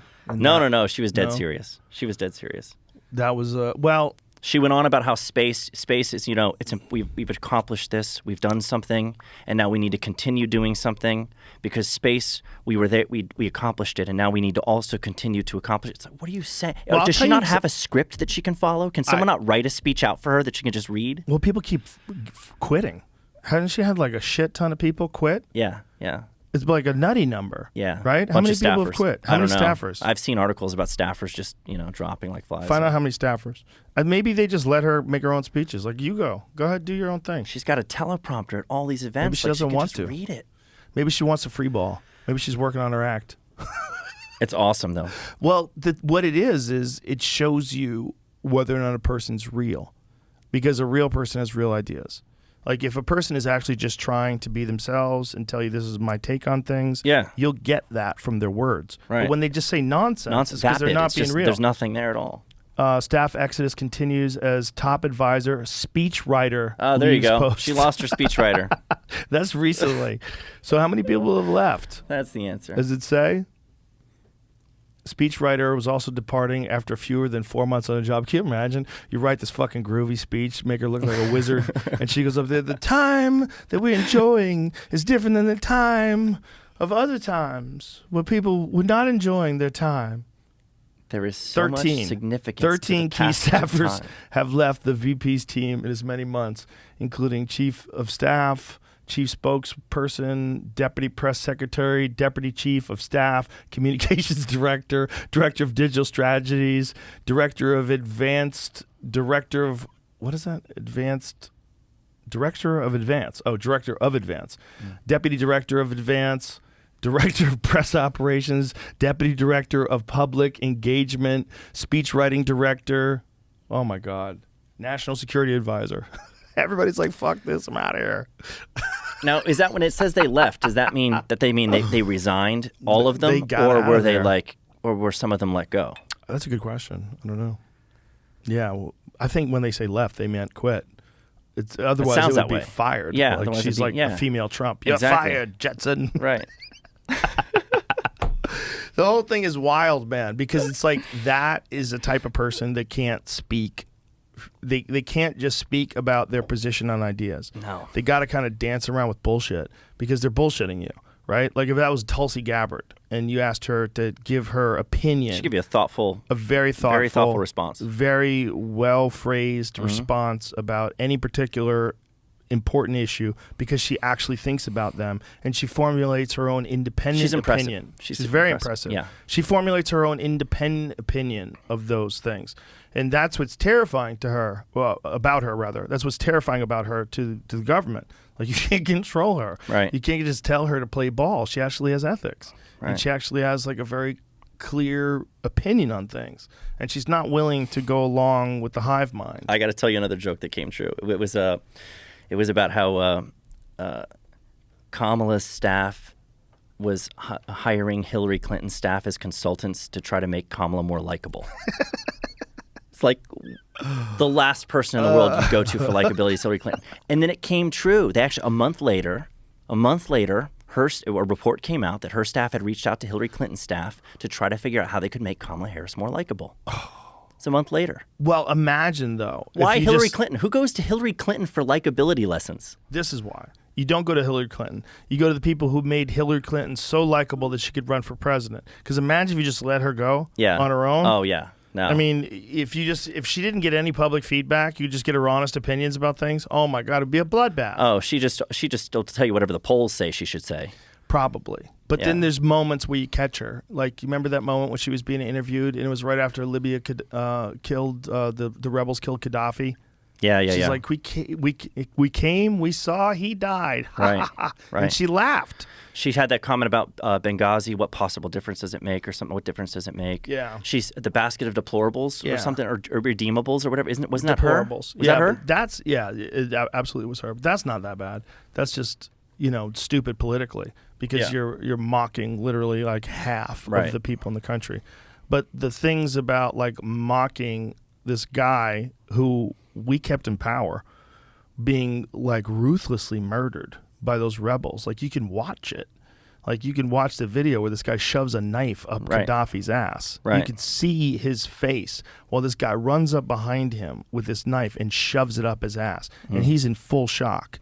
He can't believe they have him. He can't believe he's captured, and he barely reacts. So this guy shoves a knife up his ass. I mean, you can see that. You can see his dead body and the rebels. Like, anybody that would think that's funny, that scares me, that person would be in any sort of position of power. Right. Because the thing that a Something person off. There's something yeah, off. that's to see it. Look, Yeah. if you're happy that person's gone and you want to express that in a sober way, Right. you want to say the world is better off without Muammar Gaddafi running Libya, Right. okay. That's different. But if you're laughing about a person who got a bayonet up his asshole, I mean, it was like, you've seen it, right?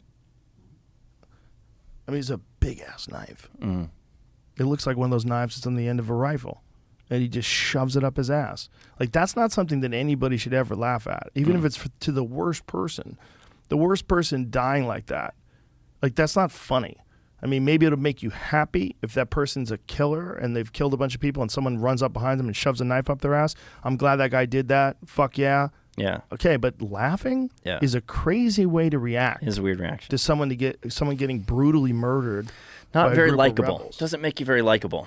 I feel like Kamala Harris' response to everything is laughter. She throws her head back and cackles at Well, the most she doesn't serious do that thing. anymore. You notice that? She's She better got- about it. She She's got learned mocked. how bad it was, how bad a look it was. It was constant. It'd be a serious topic she'd be challenged on, and her initial response was to laugh nervously before she would reply. Well, she's mocking things, right? And she's mocking things knowing that she's got this army of supporters. Like, that's the thought process behind it. Like, mocking it. Yeah. Like that. Like, Yeah, like Tucker Carlson throwing his head back and laughing at something But he is. less, like, his is less gross.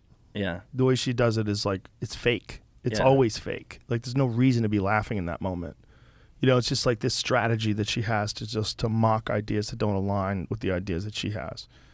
It's just not good. And then there's also to just like portray this this sort of persona of being a very happy, fun person who's laughing a lot. That's good too. Yeah. Right. So there's that, but it's fake.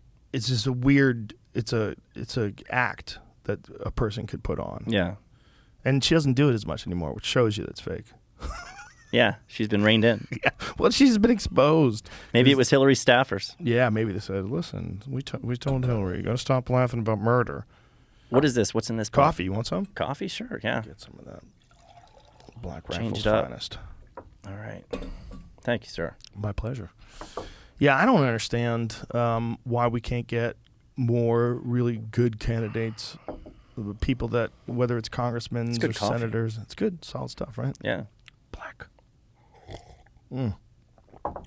But it is, it's just hard to find people who want that job. You know? I mean, who the fuck wants to have your life picked apart like that? Who the fuck wants to be the target of at least half the country hating you? A lot of people who want power are willing to put themselves through that for the power. That's the problem, right? And that's something we don't want to acknowledge. The type of people that want those jobs are not really the type of people we want to have those jobs. Yeah.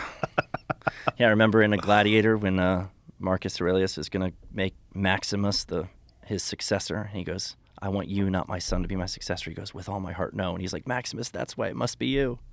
It's because you don't want it. Yeah. Yeah. What do you think is going to happen with Trump? What do you know about the raid, the FBI raid? I have no inside knowledge.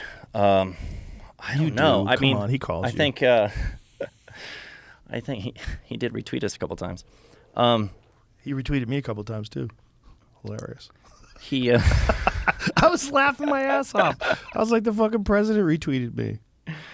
I think that the people who are arguing that he's been given a ton of fuel, like they just poured rocket fuel in his engine, I think that's absolutely true. I mean, if you just look at the fundraising he's done off the back of this already. Right, but what did they... Absolutely. Yeah, but I don't mean in terms of politically. I mean, like, legally. Like, what did they find? Oh. And is he actually in trouble? Because I think the goal was to try to knock him out of the 2024 elections, right? Bunch of Big Mac trying receipts. him for crimes. What did he do? I don't know. Do you know what he did, Jamie? Has it been absolutely released what they caught? I don't know that yet, but holding on to boxes of documents. Is it really about he wasn't like supposed to have confidential information that he shouldn't have had in his home? Like that was so important they couldn't just ask for it; they had to go in there and get it. Well, I think the problem is having it, right? Because if you have it in an unsecure location, meaning unsecure in terms of the government's protection, it's not locked up in archives. It's not in a place that's very difficult to access. You have control personally over the access to something that's top secret. If that's the case, then that's a problem because that safe could be open. People can get in there. People can get the code. They can copy it. They can send it to China. Yeah, but do you think that's a genuine concern, or is it they want to find something, anything that they can use to prevent him from running again? I think both things are valid. I think if they're just doing that and they're using the FBI in a way that they would never use it against Hillary Clinton, and they're going after him in a way they would never go after Ghislaine Maxwell's client list. Oh my God! Then I think there's no interest in that. Right. Then we have a real conversation, but it doesn't mean that there shouldn't be a real conversation about should someone have access. Now, I don't know what the files were. I have zero idea whether or not they were okay for him to have or declassified. I don't know. But I think the argument would be if you're not supposed to, if there's a whole chain of command about classified documents, and this is the law on classified documents, and you decide to violate that law because you think you can. Right. Like I just wanted to keep them, and you just keep them in your safe. I don't know if that's what happened, but if that is what happened, that someone needs to be held accountable for that. You're not supposed to do that, right? Right. You're not above the law, and you can't decide that you're not going to follow the law because you know better, right? And I don't know if that's the case. I think where people lose, where they stop, where they don't care about that, is because they're like, okay, if you're going to be selectively enforcing laws like that and just turn a blind eye to Hillary deleting emails that have been subpoenaed, and all of that, a blind eye to Hunter Biden trying to act like this is not a story until you're forced to admit that it is. It's the double standard that makes everybody say this is persecution. For sure. And so even if there was something that was done that was wrong, they're still choosing to be selective about going after him in a way that comes across as they're after him doing what they wouldn't normally do to someone on their own side. If it was Hillary Clinton's home, they'd have no interest in what's in her safe. Because she'll kill them. Yeah. Jokes. Yeah, I see what you're saying. I see both sides, though. I see the side that if you're an anti-Trump person and you find out that he's doing something that's against the law, you'd want to prosecute it for it. Yeah. I see both sides. Yeah. I really do. I don't know the specifics of the Hillary Clinton email thing in terms of like what those files were, but if they're the same classification, of files as like he had, you could make the argument they were more vulnerable because they were on a regular laptop. Well, and it's still destroyed after a subpoena. A subpoena. I mean, imagine if Trump was subpoenaed for this information, and instead of handing it over, he burned it. Right. That is where shit gets really squirrely. Yeah. It gets really squirrely. And it's like, what punishments are there for that? Is it zero? There's nothing. Nothing. Not a fucking thing. Right. And everybody's just like, you know what? Didn't she has a hat for sale that says "But her emails"? But her emails. She's capitalizing on Good it. for her. Yeah. Good But for her her. emails. I wonder if, like, amongst people that are on the right now, a black hat with white letters will get your ass kicked because, you know, like the MAGA hat. Yeah. Like you could have a MAGA hat that said anything. Like I saw a lady get maced in the face because she had a hat on that said, it was a red hat with white letters that said "Make Bitcoin Great Again," and she was at one of those protests. There's a video People of thought her it was a getting, MAGA hat. Yeah, and some guy maced her in the face. He pepper sprayed her in the face because she had a red hat with white letters about Bitcoin. That's assault, by the way. It is assault. Well, that happened a lot at those fucking anti-Trump protests. Yeah. It's just, the problem is that he was such a divisive character that he became a great enemy for the other side. He wasn't like a statesman who, like, you know, you could criticize his policies and his positions. You could say he's heartless, all you want, but he represents the United States in a statesmanly way. And like, no, Trump's, you know, he's a wild guy that like encourages people to hate him. Do you Like, think DeSantis would demand or command more respect from the left? In the those left shoes? still hates him, but they don't hate him the same way they hated Trump. They try to, but he's more reasonable. He's very like level in the way he talks about things. He's firm though. I mean, Yes. he's But you know what I'm saying? Like he's not an insulting like character. Like Trump's a character. right. Like part of what he's doing is like doing comedy. It's like he's doing stand-up when he's up there. I mean, when he makes fun of Biden and makes fun of other people, like he's doing fucking stand-up. He really is, and he kills. He's got this thing, you know, and that thing is like everybody who's with him is fucking really with him, and everybody's against him is really, really against him, and he like encourages it. You know, he that is what I think is not good. That part of it, like I get where he comes from because like that's what made him, is fighting against the haters, you know. But when you're a president, like that's a different role. That's a different role than being the fucking host of The Apprentice. Right. And a lot of people hoped that when he got in there, he was going to abandon that and just be like common sense, get shit done. But no, he's on Twitter calling his ex-girlfriend a horse face. Right. Saying about Kim Jong-un, calling him Little Rocket Man. He's fucking wild. What was it he dude. said about Rosie O'Donnell? Oh yeah, didn't he call her a fat pig? Something like Something that. like that, I don't yeah. remember exactly what he said, but it was nasty. It was Oh, pretty he nasty. says horrible Yeah. shit. He calls her a loser all the time. Yeah. But and I mean, people think it's hysterical. they do. And they do have something like, but you know, the but her emails thing, but his mean tweets. You know, like he could sell shirts and stuff about that because it's like, you know, yeah, well, Yeah. a lot of people will say, yeah, I don't approve of his tweets. I don't Right. like his tweets. No, a lot of But, people would say that. Yeah, a lot of people on are the right conservative. will say that. Yeah. A lot of people on the right will say that. This is where I think they have hope in DeSantis that he wouldn't do the same kind of things. He would never tweet things like that. He would Right. never call Kim Jong-un Little Rocket Man. All that shit was hilarious. It was funny. He would never call his ex-girlfriend horseface. Like that kind of stuff is, you know, in many people's eyes, in a lot of conservatives' eyes, it's unbecoming of the commander-in-chief. Beneath the office, yeah. Yeah, that's the argument against it. You know, the argument for him was his economic policies that people think were better, and if we didn't have COVID, didn't hit, we would have been in a better place financially. And the argument is, as the economy grows, it gives more opportunities for everybody, and everybody sort of does better because the economy's doing better. And this is like in the anti-Marxist, anti-socialist argument, is that a strong economy where these businesses are killing it is better for everybody because then there's more jobs, there's more opportunity, there's more. And then other people say, well, no, because it's a small percentage of people that are getting the most benefit. And Right. yeah, it's hard to get there. Like they're playing a game, and this is the game. The game is it's like a giant game of Monopoly. Like you're trying to get the most amount of resources. That's what they're doing. Yeah. And if you want to cap that, you're not going to get people playing the same game with the same. I'm not saying they should be able to steal. But I'm saying that, like, competition. Like, if you want to be a Rupert Murdoch, if you want to be, maybe that's a bad example. If you want to be someone who's like some head of some gigantic industry that's worth billions and billions of dollars, and you're like Jeff Bezos, buying the biggest yachts and fucking flying around the biggest jets, like, that guy played a game. And he got to the highest level of the game, and it's the same game that most people are playing. That game is do the best for yourself financially. Now you can say that he did it at the expense of unions. You can make all these arguments that I would probably agree with. You could say he did it in a way that undercut family businesses. And I'd go, maybe, yeah, it's a good argument. But at the end of the day, he's playing a game. It's a legal game, and he got way ahead of that game. And you can say, well, now he's at the head of the game. He's got too much influence over the other players of the game. Yeah, that's how the game works. That's how the game works. It's a fucked up game. Right. But it's way better than communism. Right. It's fucking way better than, a lot of people, than the Soviet Union. It's way better than what's going on in China. It's fucking way better than what's going on in North Korea. It's way better this way. Well, think about how convenient it is that anybody can order anything they want from Amazon at any time. You know, have it delivered straight to their house. You know, I'm a fan. Yeah. Yeah, and I'm not in any way, shape, or form an anti-Bezos guy. Or anti-industry guy. There's a way to have ethical capitalism. It's totally possible. It can be done, you know, and it can be done by regulating things correctly. It can be done by, you know, whatever, whether it's tax structure or whatever it is. It can be done. It can be done.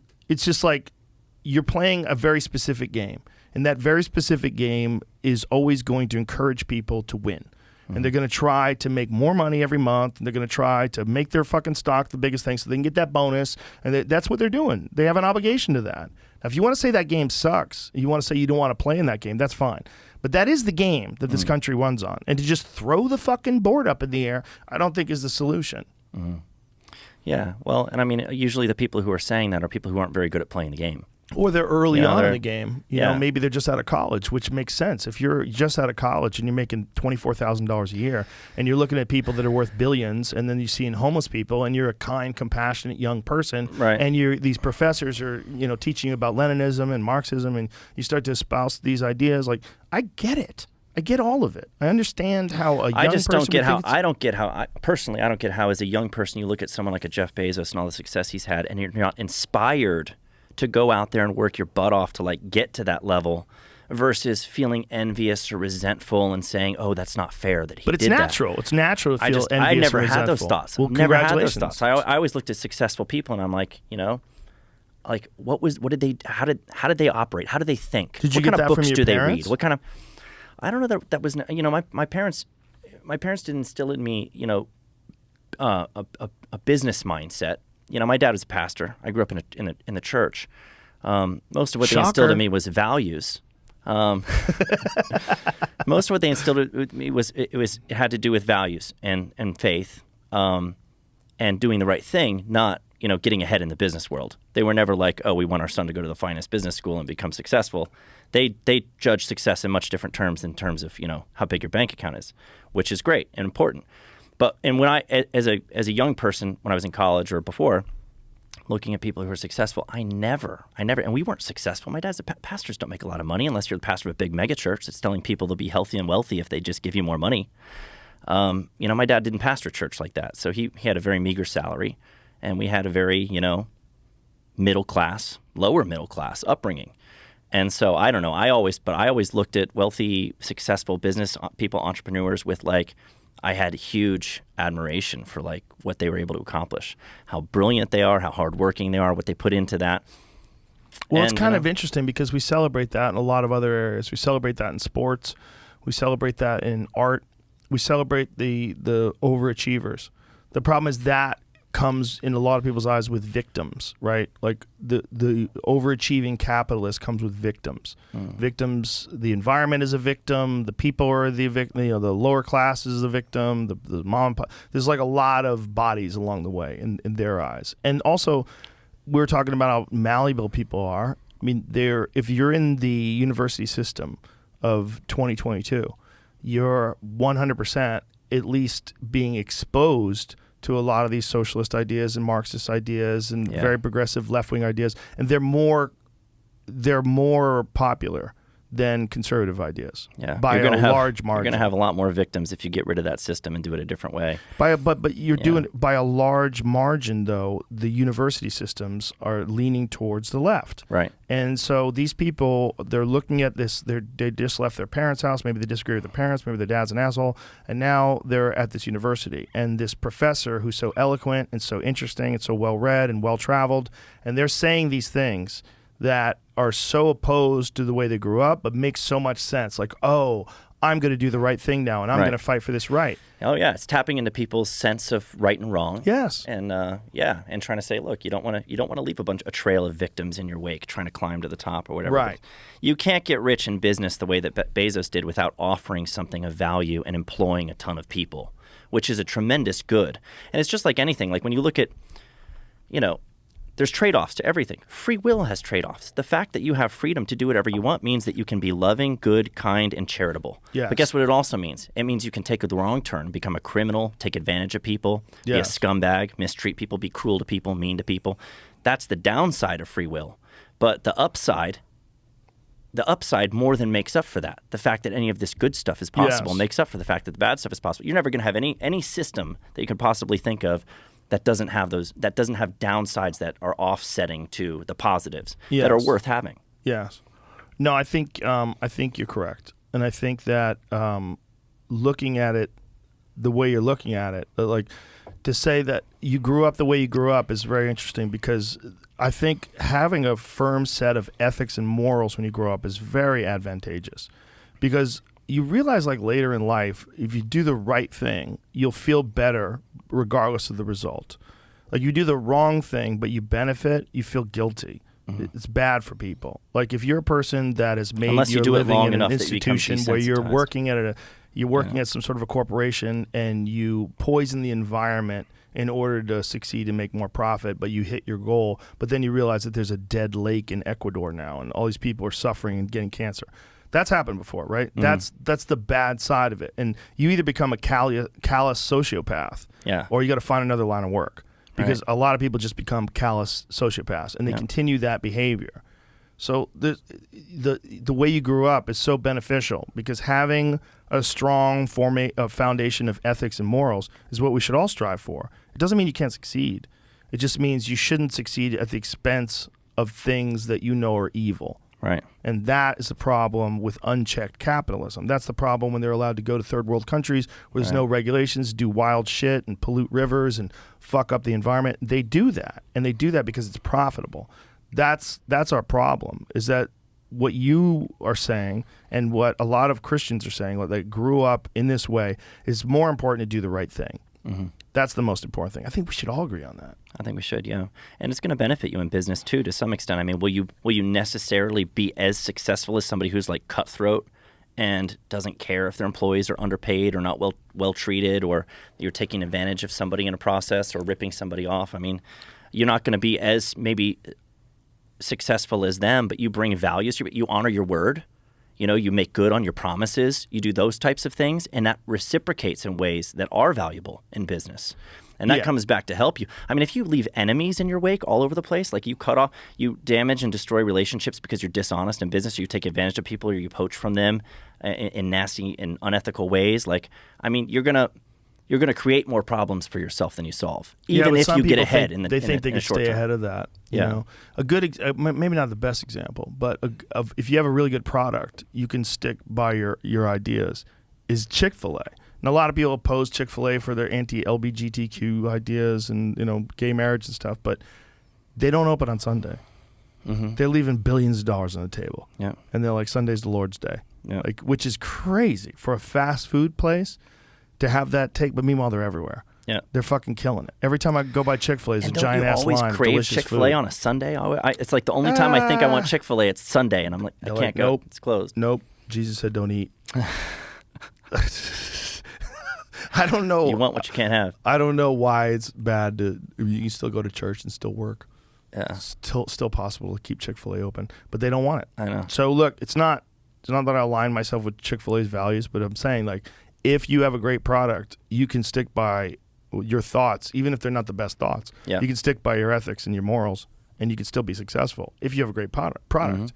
So like that's where the idea of like ethical capitalism could come in. You know, like moral ethical capitalism. Like it's still okay to compete in the marketplace, but it's not okay to lie. It's not okay to pollute environments. It's not okay to do some of the shit that we know that corporations have done, lie about studies and do different things where they try to proclaim their innocence. It's not okay to pretend that you're a free speech platform and then moderate political viewpoints that you don't like. How about that one? Agreed. Let's put that one on the list. Agreed. Yeah. That's and that is a lot of people would think it's less consequential than corporations doing evil things. But it's still bad. It's still not the optimal way to do things. Yeah. But I think part of the problem is what I'm going to keep coming back to this. But I think part of the problem is the format itself. The way people communicate in that text format is just shitty. It's just a shitty way to get thoughts across to people where you're going back and forth with them. It leaves too much to the imagination. It's too many openings to be an asshole. It's not a good way for human beings who are designed to communicate, looking each other in the eye, reading emotional cues, reading tone and the context of the conversation. That's how people are supposed to talk. And any other way, I don't think it's good for you. It's the reality of the world we live in, though. It's just like with your kids and social media. It's like there's never going to be a physical town square anymore where you go and have like a debate about the issues of the day, like with your neighbors. But you face should to face. At least encourage people to not engage with people like that. I think that idea needs to get out there in a way that more people resonate that it's not good for them either. It's not good for anybody. Like when I know I have friends who do that Twitter beef back and forth shit with people, and when they do it, they have anxiety all day. You know, I was talking to this one friend. He's like, I couldn't walk down the street 10 feet without checking my phone to see who replied. So I'm walking around like almost bumping into people, right? Just freaking out. Yeah. You know, because he's in some sort of a weird Twitter conflict with people. And that can raise your blood pressure, too. You get all anxious. You know, you get annoyed. He couldn't sleep. He said he couldn't sleep. Snap at people. I've had that happen where I'm engaged in some Twitter spat with somebody, and my kid comes up to me, my son will come up to me and ask me for something, and I'm like, not now, and dismissing him, you know, and it's like, what did I just do? You know, I just treated this Twitter spat with more respect than my own son. Yeah. That's not healthy. It's bad for you. Yeah. It's bad for you. And I understand if you have a point, if someone's saying something that's not true, and you want to correct it, or you want to argue against it, or you want to say something about them, like this is so hypocritical because of this. I get it. Mm-hmm. I get it. I just think it's a shit way to communicate. That's why I don't do it. It definitely detracts from our ability to see other people as ends in themselves and not as means to ends or as, you know, an object to dunk on so that we can score some kind of points and generate more followers or likes. You know, people don't exist for that purpose. No. Shouldn't be abused for that purpose. You know, I don't know. That's one of the areas where I think a faith like the Christian faith comes into play, and seeing people as more than just simply conscious organisms, but like you're made. Everybody's made in the image of God, and that we all have an inherent intrinsic value, and we shouldn't be disrespected for that reason. I don't know. I think instilling values like that is going to be a lot more beneficial in those kinds of arenas than trying to tell people what they can and can't say. Right. No, I think so too. I just don't know how the two of them find common ground right now. Because right now the ideological battleground is so fucking rigid. There's trenches dug in the center and everybody's got guns pointed at the other side. Yeah. It's like, how do we make that thing where like the Germans and the Europeans played soccer? Was it World War I where they broke the trench and it was during Christmas? Yeah, they played soccer and hung out. It was a big deal because you know, they had a truce and a ceasefire, and I think it lasted a few days, and then they went back to shooting at each other. Wow. Find out that story. It's a crazy story. I believe it's World War I.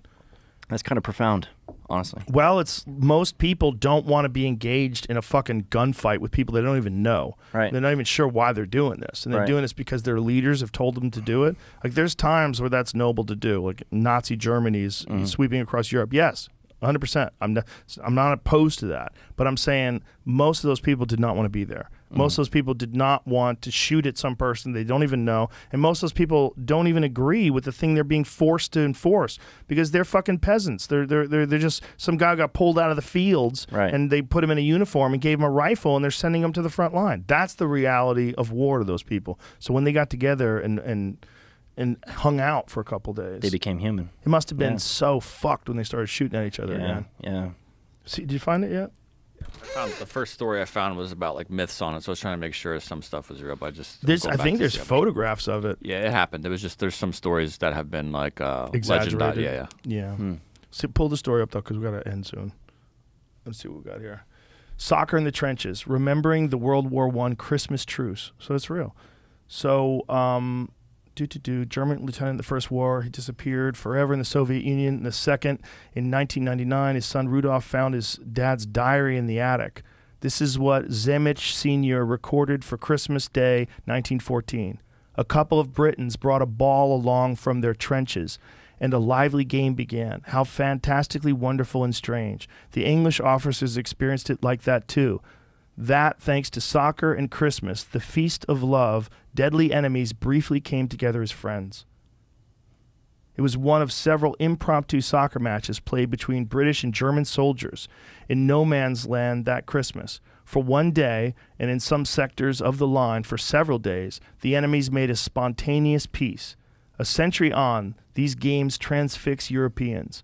In quotes, we all grew up with the story of soldiers from both sides putting down their arms on Christmas Day, says Prince William, president of the English Football Association. No wonder, because this extraordinary story suggests an alternative history of the 20th century.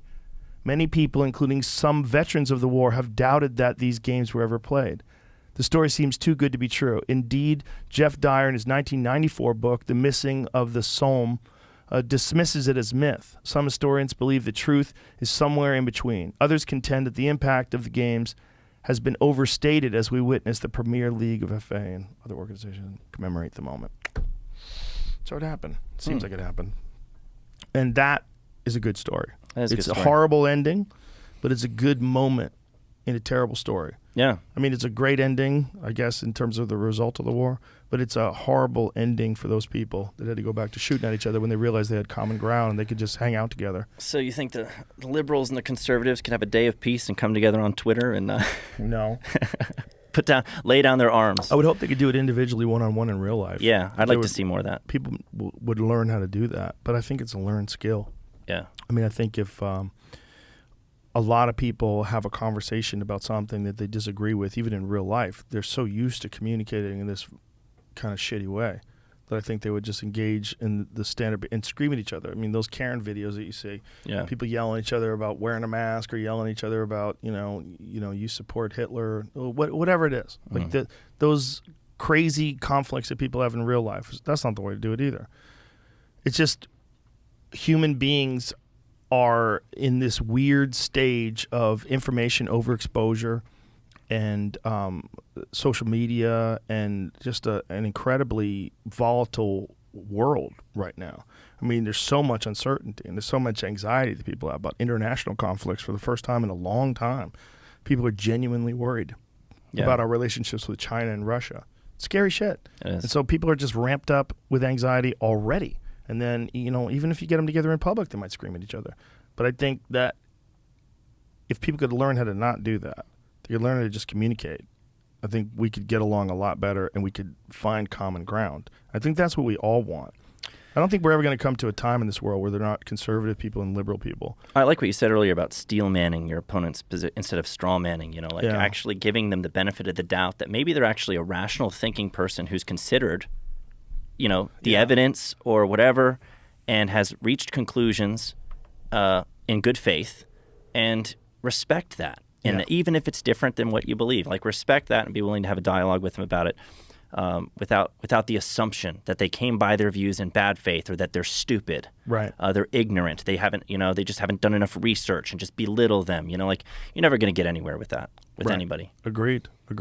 Well, listen, man, I appreciate you coming by here. It was really fun to talk to you. I appreciate your website. You guys make hilarious memes. It's Thanks, fucking man. really funny shit. Thanks. And I'm glad you're out there. And I wish you'd get back on Twitter. I really hope they let you back on. I was hoping that when Elon, if he bought it, and maybe he still will, maybe they'll force him to buy it. Maybe. If he, opens that up a lot more and lets a lot more freedom of expression on both sides. Yeah, we'll see. I hope that happens. Or if that doesn't happen, there's got to be some other solution. Because I think Elon is absolutely right this is the town square. And if it is the town square, then we do have to have some consideration for First Amendment rights, because otherwise we don't have free speech privileges in the town square. Do you think there's any potential for a real third-party site, a second site, like something that mimics what Twitter does, but has a better, like, sort of open-minded approach that doesn't just get dominated by right-wing people or dominated by left-wing people? I mean, there's been attempts. A Parler was a great attempt initially, and then look what happened with it. Amazon and Apple what and everybody. What did happen? They got deplatformed because they were blamed for January 6th. It was this whole thing. It's like, all this hatred and all this planning was happening here. So it's they're like, not on the App Store anymore? They got back, but people moved on and went to other things, whatever, Parler's still there. But the problem is this, and this is what I say over and over and over again when people ask me about alternative platforms. There's a place for these platforms. I think they should exist, and I think they should try to honor the free speech principle. The problem is the left doesn't want free speech. They don't have I say this all the time. They don't have a problem with hate speech. They just hate speech. When they say misinformation, they mean like opinions they don't like. When they say hate speech, they mean opinions they don't like. They mean bigots are people they don't like that have opinions they don't like. Yeah. So they're not going to want to be on a platform that honors free speech. You have to force it on them, essentially. It has to be by the law. It can't just be, oh, here's a free speech platform. Let's all go there. Yeah. That's not going to happen. I wonder. But I think one of the ways that could happen, and one of the only ways, in terms of like having a platform, is if Elon buys Twitter. Because if he really did open it up, I think most of the people that are addicted to Twitter, the progressives, the left-wing people, they're going to stay on it if they're not censored. They're going to stay on it. I think they'll stay on it. Well, and where if are they they can going to go? develop these Imagine. little environments where they can block everybody they don't like and limit comments to people who follow them, they could still sort of regulate their own feed. Regulate what block who they want. If you have 8 million followers on Twitter, where are you going to go? I mean, you're going to leave Twitter to go to some other, start your own platform. Right. That's the problem argument. that conservatives have had. It's like it's hard to build a platform, especially if it's going to be just for your own. Like they're not going to have 8 million followers if it's just for leftists. Right. They're going to have a lot less than that. They've got followers from all sides. Right. That's the value of Twitter. Right, and that's the problem with something like Parler is because the right-wing people go over there when they get kicked off Twitter, or if they don't think Twitter's supportive of it, and then it becomes so right-leaning that the left-wing people don't want to go over there. Right, and the left-wing, and this is the thing, I think that, there should be, like we're talking about, we're very idealistic in this conversation, talking about how people should behave and how they should treat each other, and it's, is this really going to happen? I would love to see more people. I love when I hear people when people ask me who my favorite comedians are. My favorite comedians are anybody who's willing to make the jokes you're not supposed to make and speak the truth and stand up for free speech and this nonsense cancel culture stuff, pushing back on that. When Bill Maher is talking about, the importance of free speech, he's very hard on Twitter. He talks about how they do need a new sheriff. Like it's been run poorly. Someone like Bill Maher would be happy, I think. I don't know. I don't even know if he knows what Parler is, but he'd be happy to join a place like Parler and bring other people from the left with him because they could actually benefit that discussion. They could provide a counter to those other arguments. More people from the left should be willing to jump in the pool and swim with others. Not the men in the women's pool, by the way, but, the ideological pool. Yeah. The ideological pool. I see what you're saying. I mean, Thanks for the laugh. I don't know where this is going to go, but I hope it goes in a good direction. Yeah. And I think like all things, this is a very disruptive technology, and it's shaking up the world. And I think hopefully, cooler heads will prevail. We'll find a rational solution. But I think a lot of it depends on these kind of conversations. Yep, absolutely. So thank you very much. The website is BabylonB or thebabylonb.com? BabylonB.com. BabylonB.com. Yeah, subscribe and support us. I mean, we have, we're getting deplatformed left and right. A podcast as well, right? We got a podcast, YouTube channel, putting out a lot of video content. Beautiful. Thank you very much, Seth. Thank you. Appreciate it. Thank Bye, you. everybody.